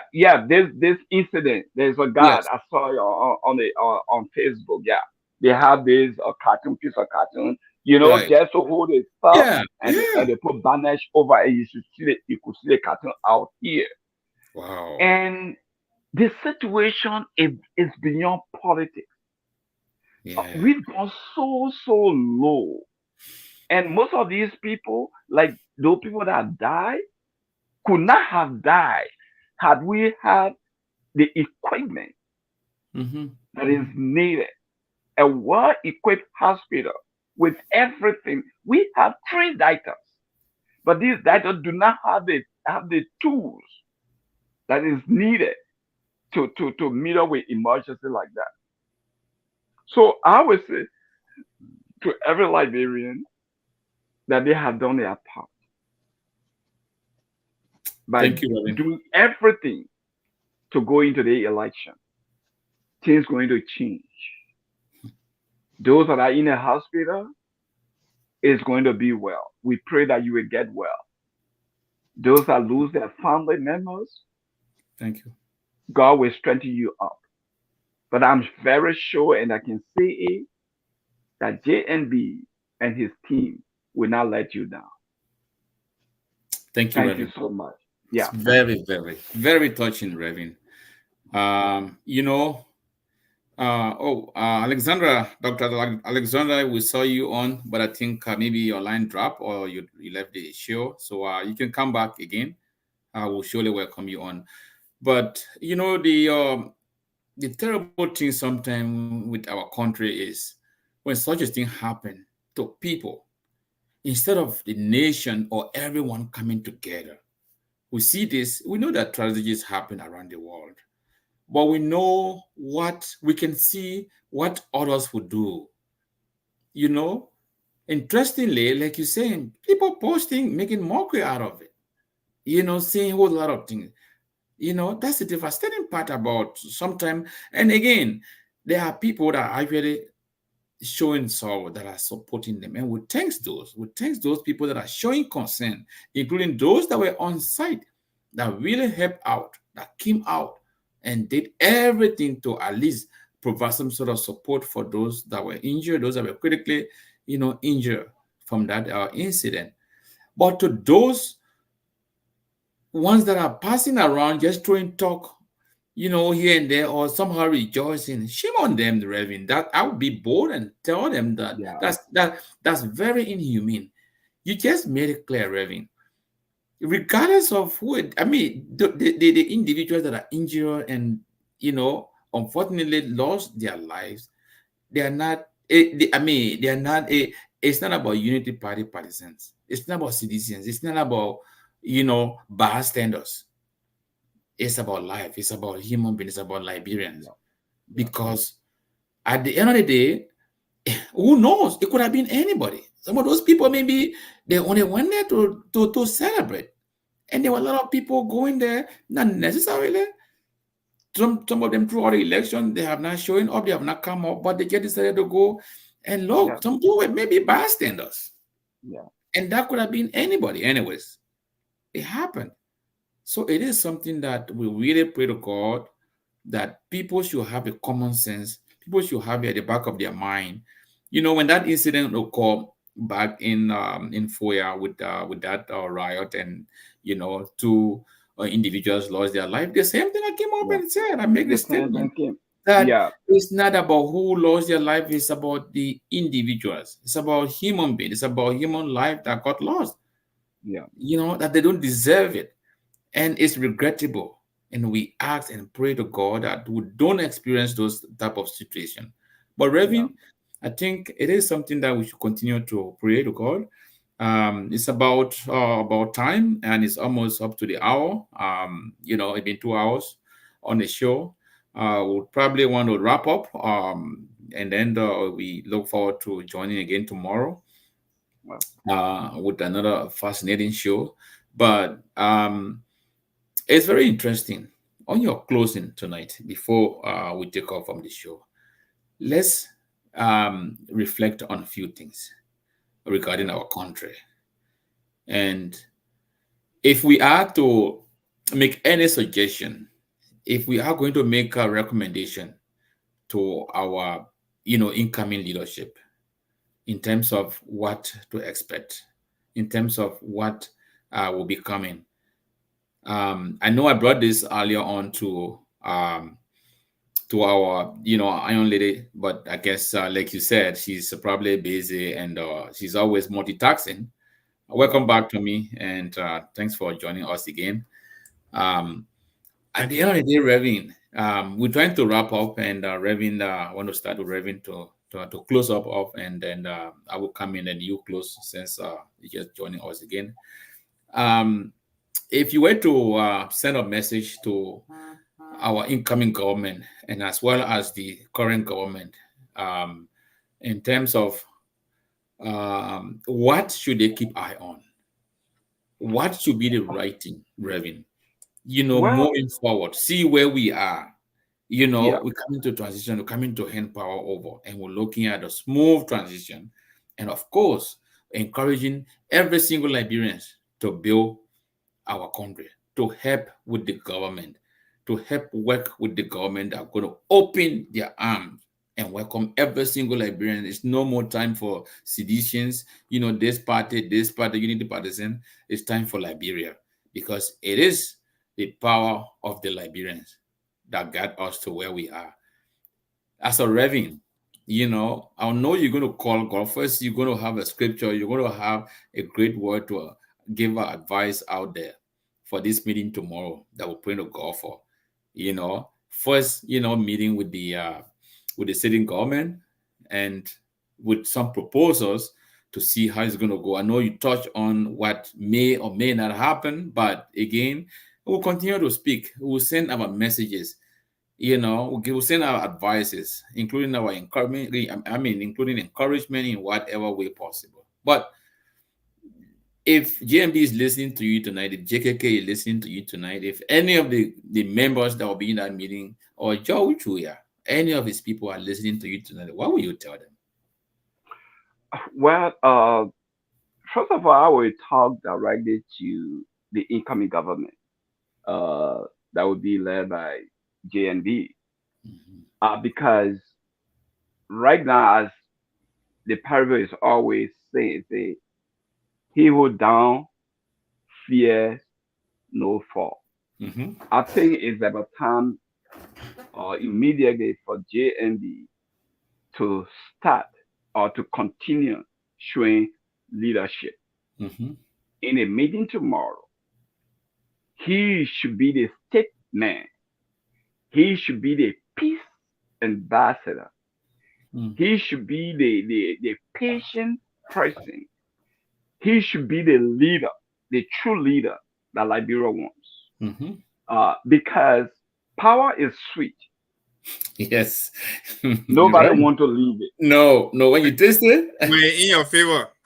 We're in your favor. Power the power. Now, there is no way. Yeah, there is no way you think that the outgoing government, no matter how they pretend, they will be happy. There is anxiety. So many things coming in play. They are thinking because obviously that must be done, which is auditing, because we need to know where we're starting from. These guys are thinking on all these things. So they will be looking for anything that will trigger confusion. They will be looking for everything that will hinder the successfulness of the meeting. They will do everything to create distraction. So I will call on our incoming president, to remain focused on making sure that the transition is peaceful, that they see and know what they want to see and what they want to know that they can start from. Because the transition is going to help them to have an oversight of what or where they're starting from. The outgoing government, no. They don't want, for them, they don't even want to say anything. They don't want to walk out. That's how I say.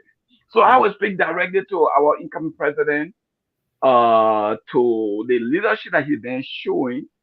I have seen it when people was just castigating, insulting him, saying all kind of a thing, and he did not say a word. You were only focused on the campaign. And I will encourage him to remain the same in that meeting. Let him remain focused. Let him remain patient. Let him remain open-minded. Let him remain open-ear. No matter what they will say, let him remain focused to make sure that the transition finally takes place. Because when he takes the gavel of authority, he knows exactly what to do. So, for the outgoing They have no choice, so I get no advice for them. They gotta leave power. But at least no, you can still say, Remy, no, it would be fair to them. They want to get some advice from you. By fire, by force, they gotta leave. Tommy, no, it doesn't matter. At the end of the day, at least let's give them our blessing. Are you trying to get a reverend to waste his advice? No. For 6 years, we advised you people. They didn't listen. They didn't listen. And now, chicken why? I understand, but maybe the number will listen. Who knows? So what we can do? Yeah, they were doing muya. Yeah, we can only pray. Exactly. So we can only pray. Listen, and now they come and listen. Says you're not doing nothing, and now you come do nothing. So we can only pray that God will comfort them, that God will strengthen them as the lead power. But there is nothing they got to lead power whether they like it or not, because for 6 years, and from day one, to be serious, from day one, when the red flag was showing, everywhere everyone had been warning this government, had been asking. For example, when the finance minister messed up, he should have been fired or reshuffled. Nobody listened. How many can any of you tell me how many reshuffle the outgoing president did during the 6 years? How many ministers he fired to set up president? Nothing. So what can you tell him today to pay attention to you when the man is already, cracked at this point, because you're knocking it to get to lead power. Really, all of you are killing me. Let me correct you. They didn't fire some. You guys are killing me in the back here. Anyway, Eugene Fangon. They said Eugene Fangon did something to him, to a Jew, so you fire him. Oh, that's my story. Yeah, they say he can keep brush when he brush you. Yeah. Eugene Fangon said one D. But to me, again, even the firing of Eugene Fagan, if you keenly look at it, because he was saying something. I remember, I was here. I don't know if you remember. I think he said something against how the government was handling the COVID-19 issue. I mean, the COVID issue, yeah. Yeah. But the Delta issue was the one. Yeah, he spoke and said exactly.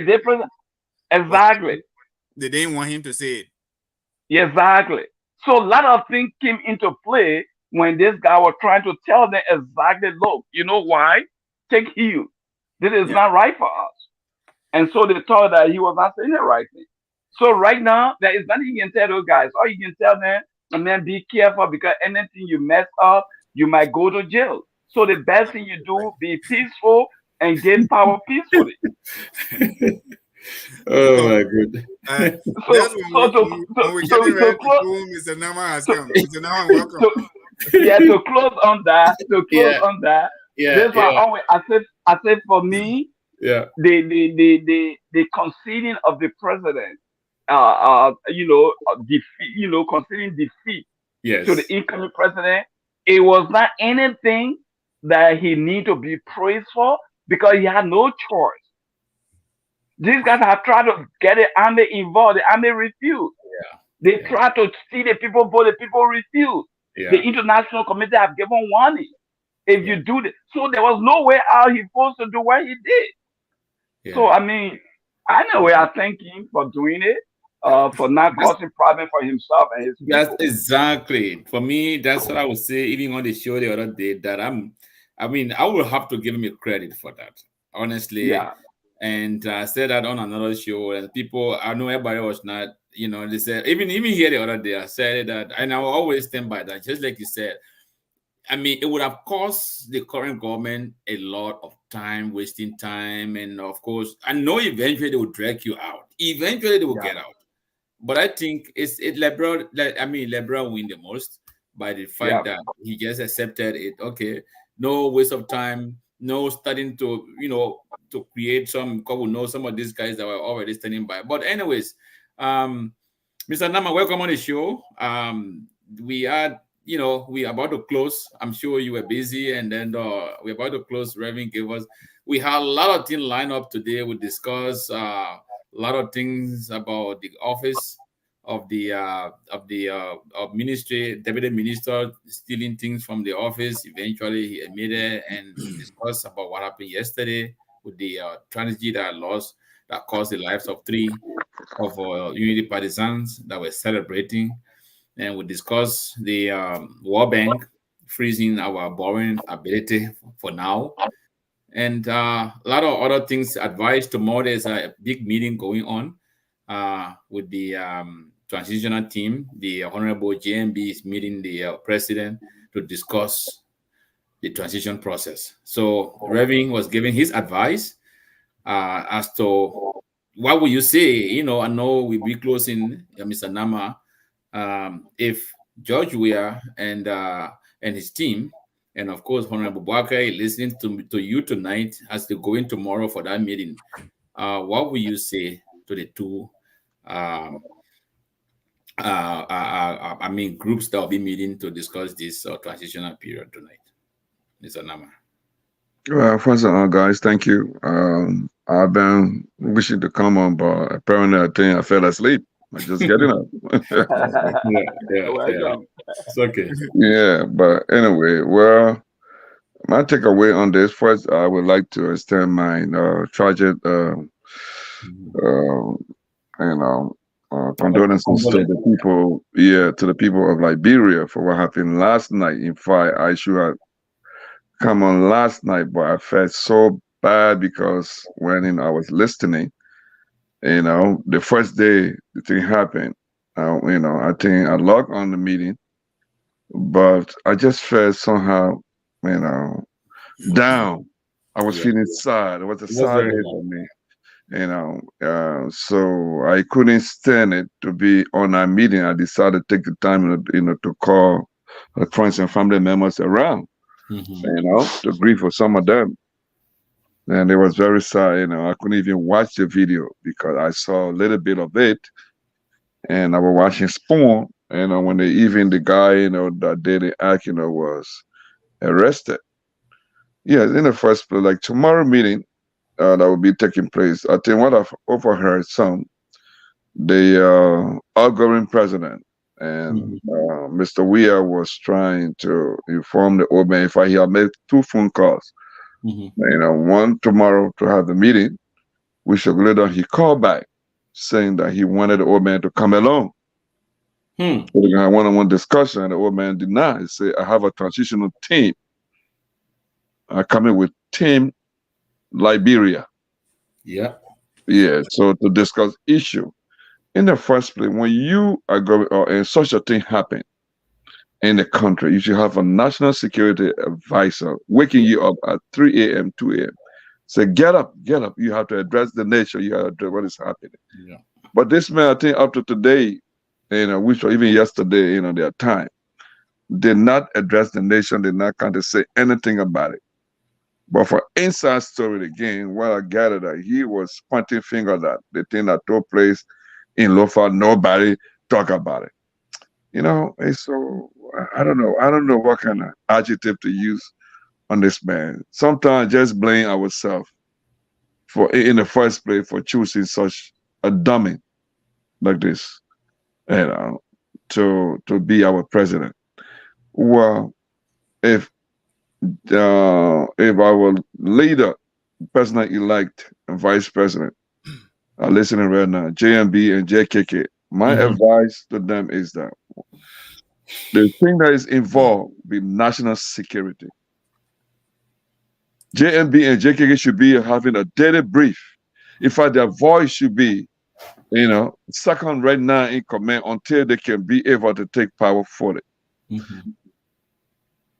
The government should be able to brief them and provide them with their own security of their choice. Don't just, we just giving you these people. No, we have to vet these people.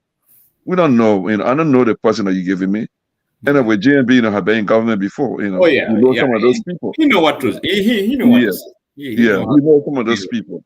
He's an experienced man. He's a God-fearing man. I mean, very soft-spoken, but not stupid. No. He's not stupid. Between, look, we don't have to be worried much. JMB is not worried about himself. He worried about the people of Liberia. Yeah. He knows where they stand. Nobody can penetrate. Nobody can penetrate. So my advice to them tomorrow is that they should ask tough questions. The National Bank, what is going on? How much money you got right now in your cover? Those are things that the incoming president needs to know. Our debt, our debt. The road condition. The road funds. What Those are get happened? money. Those are get money for us. Who owe Those us? are money for us. All those questions. The debt of the country. You need to know. The IMF. I mean, you need to know a lot of things that's going on, and they need to be transparent. They don't have to give partial, report to him. This man need to have a daily report, everything about the country, with a full knowledge of the Liberian people that are coming to take over. And now I heard you guys saying that one deputy minister went and to the office, he took everything, took it to the later on, he apologized. Yeah. Whether you brought it back or not is theft. Yeah. Insecurity is theft. In the first place, you had no right to. He should be arrested. Even now on a weird watch, when some JLB come there, look, there should be a lot of handcuffs. There should be a lot of handcuffs. People should be cuffed immediately. I'm telling you seriously. That was shows that we are here for business. The men that Liberian people are giving JMB, they are telling him that we want you to audit these people, including their big rogue, the weir. I have never come on live to criticize him before. But what happened yesterday about government, I've been seeing it. Weir is my childhood friend. I have seen him a lot. But we don't even move here eye to eye. And I'm not happy the way how the country has been running. And I sat on the fence. Even to my in-law, Joe Howard Taylor, I'm not, like I always say, I'm not going to say nothing negative. But I told his sister that their time was over. She said, why can you say that? I said, because I'm saying your time is over. We need new breed of people. And I'm telling JMB and JKK to please empower the young Liberians. They need to know about government. They need to know how the government runs. Bring them in. You need to change the whole foreign service. Change the whole foreign service. They are all corrupt. Bring new breed of people. Bring our young children up. Let them know about government. Most of them are educated, but because you haven't given them the chance, you will never know. Put them in position. Start training them about government. That's all I have to say here tonight, guys. Thank you for having me. Thank you. Thank you, Captain Nama. That's why we'll always miss you when you're not around. Tommy, Jarakuna, if you are still there, maybe you can come on and please give us your closing remark as we are narrowing down this show tonight. What will be your advice for tomorrow? Well, my advice, Mr. Naman touched on quite a few. People, the incoming leadership, the Honorable JNB and JKK, accountability, it should be at the very top. And they need to set precedents. And as Mr. Naman said, a couple of handcuffs is necessary. Yes, it is not being militant. It is not being. It's not about being militant, because we have to shift the psychic of our people. For 6 years, CDC made the George Weah gang made a lot of things that would disgust you normal. This is why he doesn't even have humility. This president has been a voiceless president from day one. He spoke nothing on the drug bust. If you came in with millions and millions of dollars of drugs, hundreds of thousands, you go scot-free. The auditors, their lives, deaths, he said, oh, they were lovers. And now he's comparing, he's still carrying on the divisive notion in his mind. When it's not, it's them, We are Liberians. Yeah. Those are our brothers and sisters.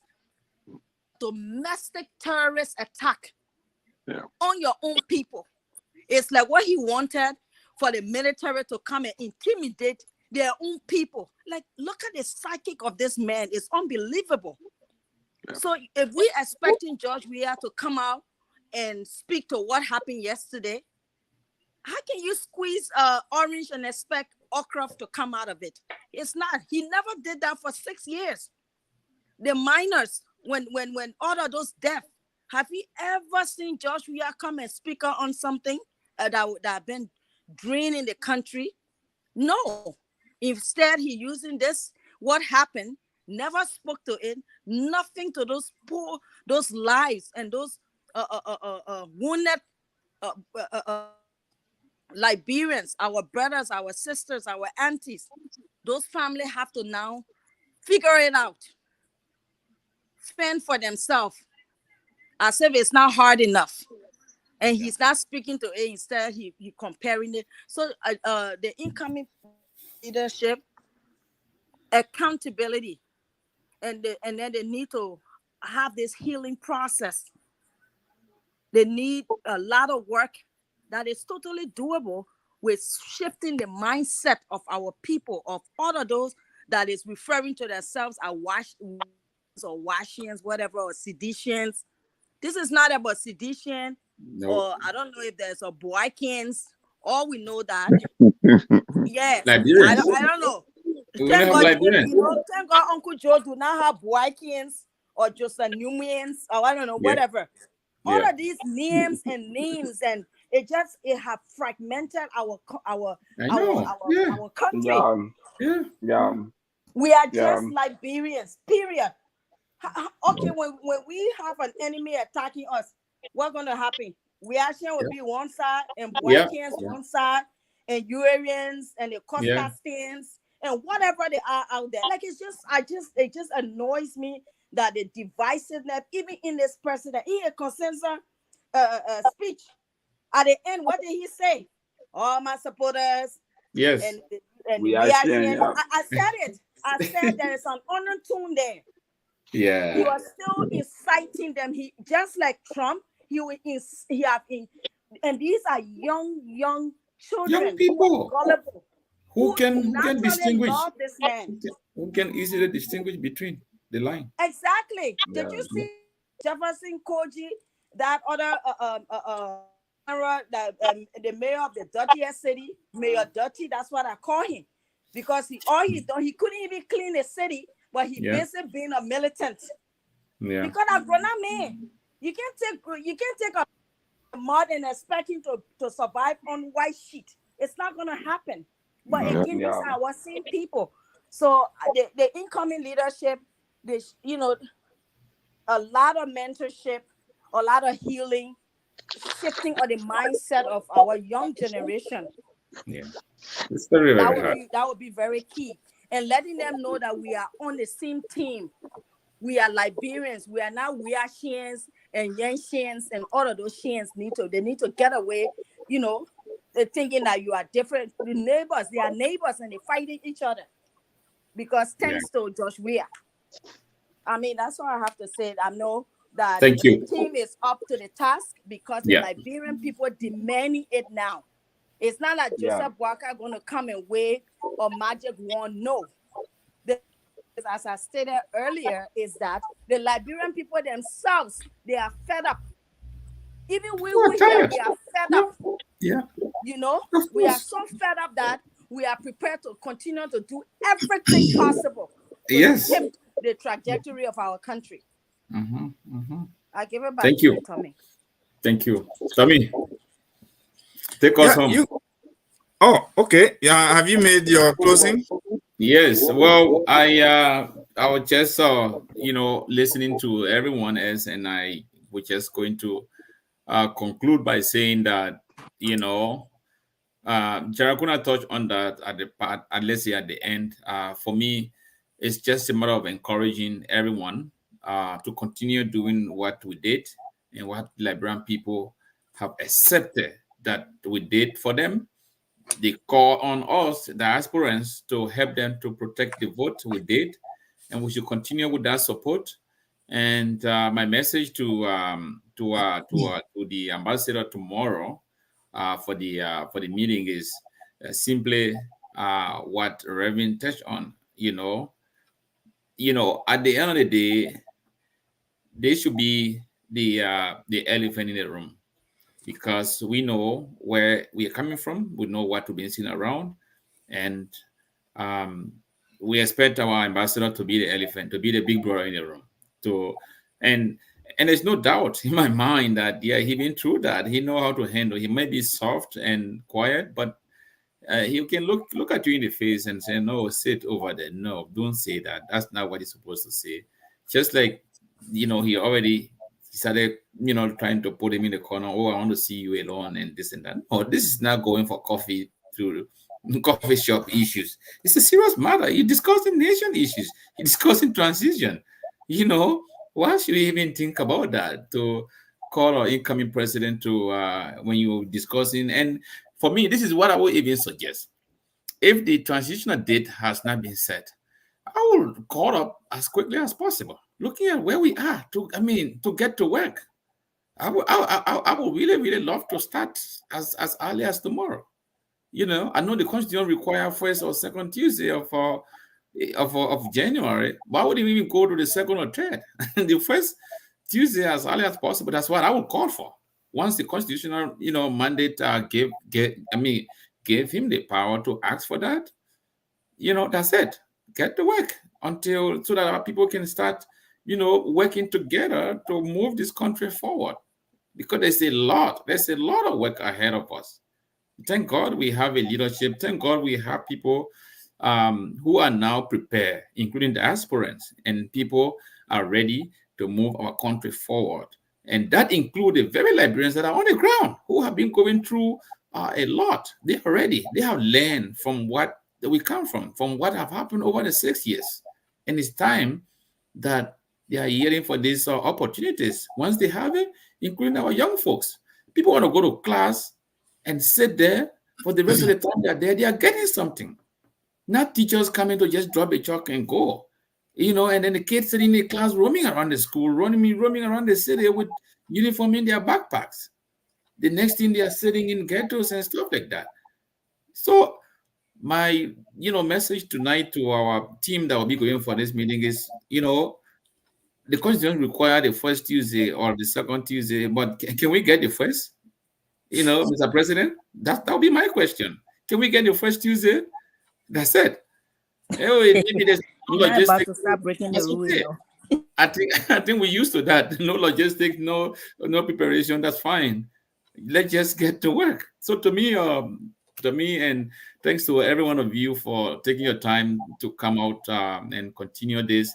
Let's continue with the discussion. This is not just the platform that we're putting together to just elect a GMB, as we make the commitment from the beginning, that we're not just putting this government in office and leave them alone. We want to continue to push them up. We want to continue to support, to elevate Liberia first. And every sacrifice that each and every one of you are putting together is for our great nation. It's for our Liberia, and we can see the energy. So I want to say thank you for taking your time. We'll continue again tomorrow, hopefully by God's willing, even for an hour. We'll come back and continue with the discussion, and we'll discuss what would have been discussed at the meeting tomorrow and other current events that are coming up, including the proposed fundraisers that are lining up, continue to support, our incoming government. So thank you, lady and gentlemen, and Tommy, I will let you take over from here. Awesome. Thank you, Mr. Bombe. I like to appreciate you ever so much for always being here to be my able co-host, and thanks for taking over when I was gone. I'd like to say thank you to Mr. Nama for joining us. The Iron Lady, says Jalaquina, we wholeheartedly appreciate your being here also. Our own Reverend Keddy, I would like to, I always want to maybe call him our residential Reverend. So he's always here. And we want to say thank you ever so much, and to our listening audience or those watching us on YouTube and on Facebook. We want to say thank you also for staying with us for the last 2.5 hours. We really, really appreciate your time. I mean, Liberia is all we have. The elections are over, and it's time for us to rebuild Liberia.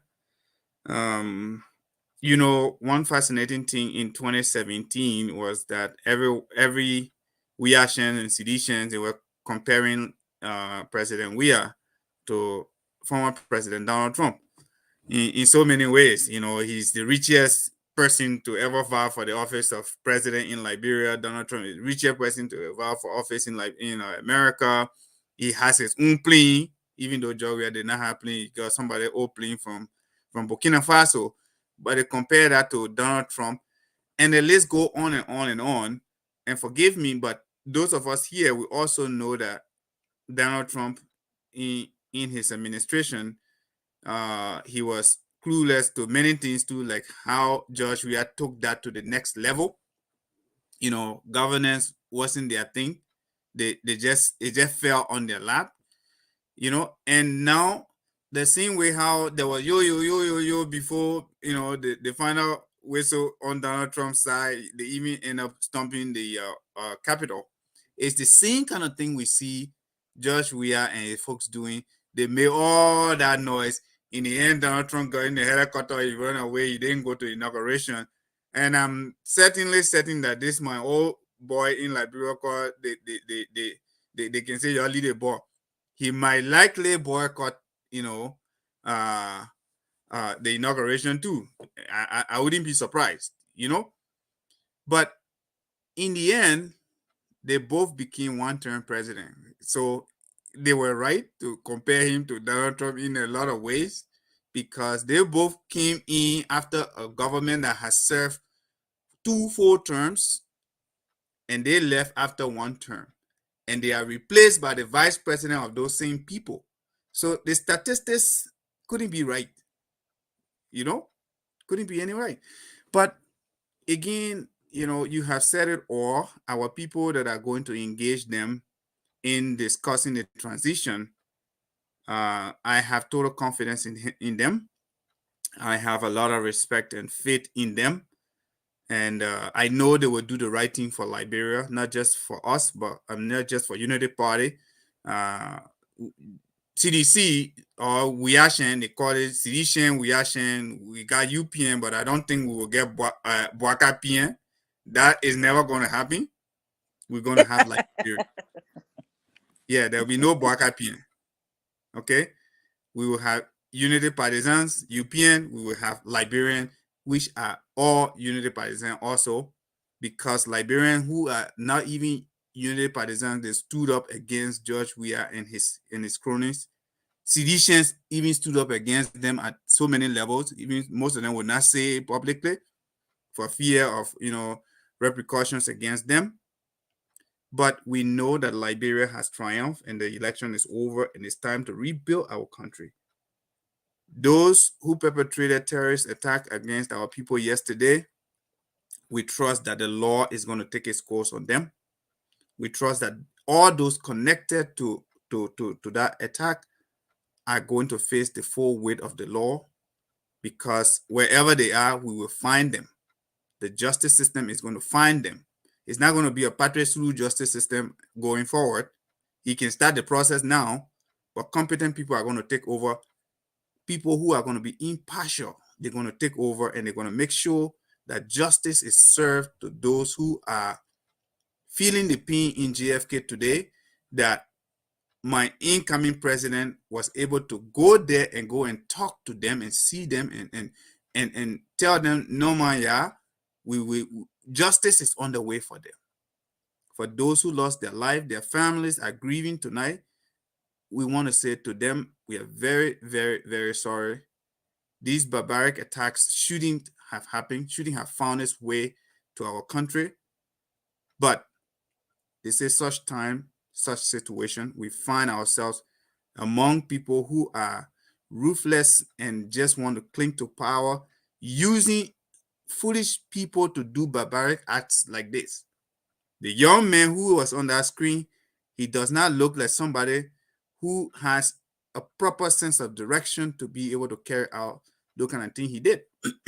He was put into it, indoctrinated into the kind of lifestyle that he found himself, and now he has committed the kind of grievous act he did.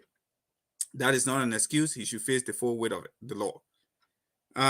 So I want to thank you all, and to just to climax, we will be here again tomorrow. There are a lot of things we have to do. The city of Monrovia is filthy. It needs to be cleaned. We are calling on our people. The cleanup exercise is beginning. We need people to volunteer to help clean up the city so that the dignitaries that will come to our country for our inauguration, they can see that the work to rehabilitate Liberia has begun. They should not come and see the kind of filth you see. It baffles me, looking at the young man who went and looted that office. Look at a deputy minister office. Look at the building. For 6 years, you've been in that building. How filthy it is. You broke the doors because you want to take things. Where are we as citizens? But the good news is, no matter what, things will change. And the young man who came from GSA that went over there and talking about they having database, that database you're writing on paper, it will change. Because we will make sure to write softwares that will serve as inventory management system. We have the capability that before you even issue something, you put a tag on it and give it to them. You record that tag and the pictures and everything in the software. That if that thing gets missing, we see it anywhere. We know the tag that is on it.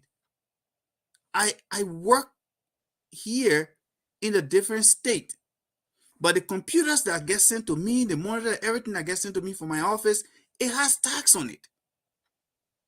And if I call for IT support, I just need to tell them the number that is on my computer, and IT will remotely log into my computer. I work with IT. I remote into thousands of computers a day for my organization. I just need to ask the user, what's your computer number? He calls the number, and boom, I log into a system. I see what kind of computer he had, the spec, everything. We should be able to do these things. They're not hard. They're not rocket science. If you can spend $50 million on campaign, you can spend $100,000 to have a system that is going to manage the inventory of General Services Agency. It's simple. It's easy. We don't have to have rocket scientists to do those things. You say right. Yeah, I mean, you're right. And the interesting thing I think I said is the last time, they discourage technology. They discourage advanced system on purpose, just like you're saying, because they want to put a bunch of people around and papers, and at the end of the day, if that office got burned, everything can disappear. You can never trace it. So, anyways, go ahead. So you go for birth certificate somewhere, somebody say, oh, we gotta go look for your file. Why you got a computer over there for? Or somebody say, oh, the computer that get the information, the computer, the director not can hear, so the computer not here. For what? What is the secretary or the other employees, they got computer. Why is that computer not connected to a system that he can put in your name and they see your information? You got national ID card, you got biometric voter ID card, you get the other ID card, passport, this, that, biometrics. Why are we not tying these things together? Are they very, very hard for us to do them? No. The will has to be there.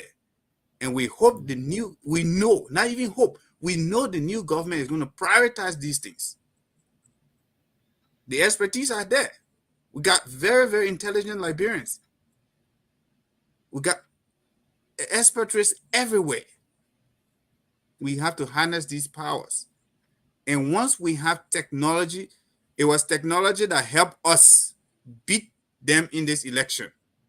We can leverage that same technology to help beat the corruption in Liberia.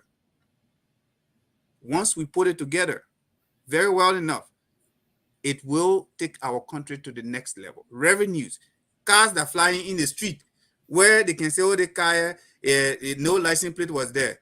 It will not happen going forward.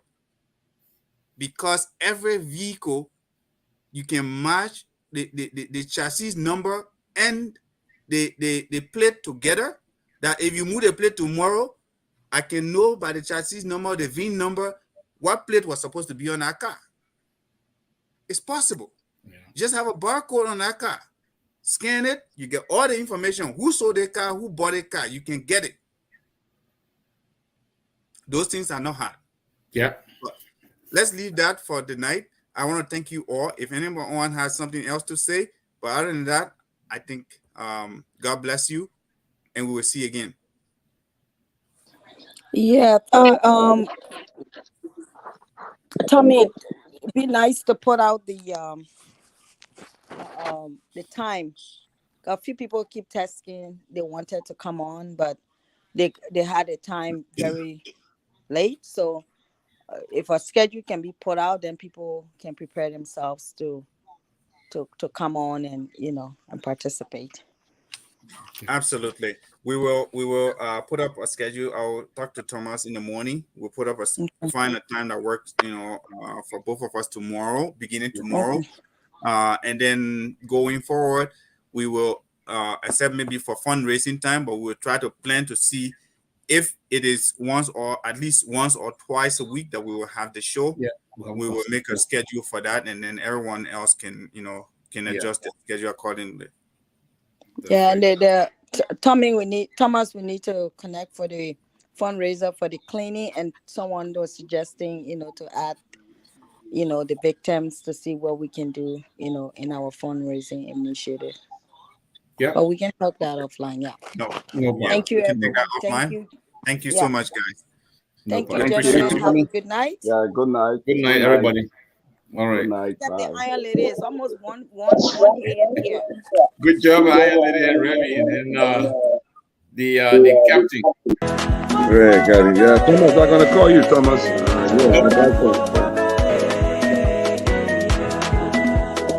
Gone are the days when we talk on to fight.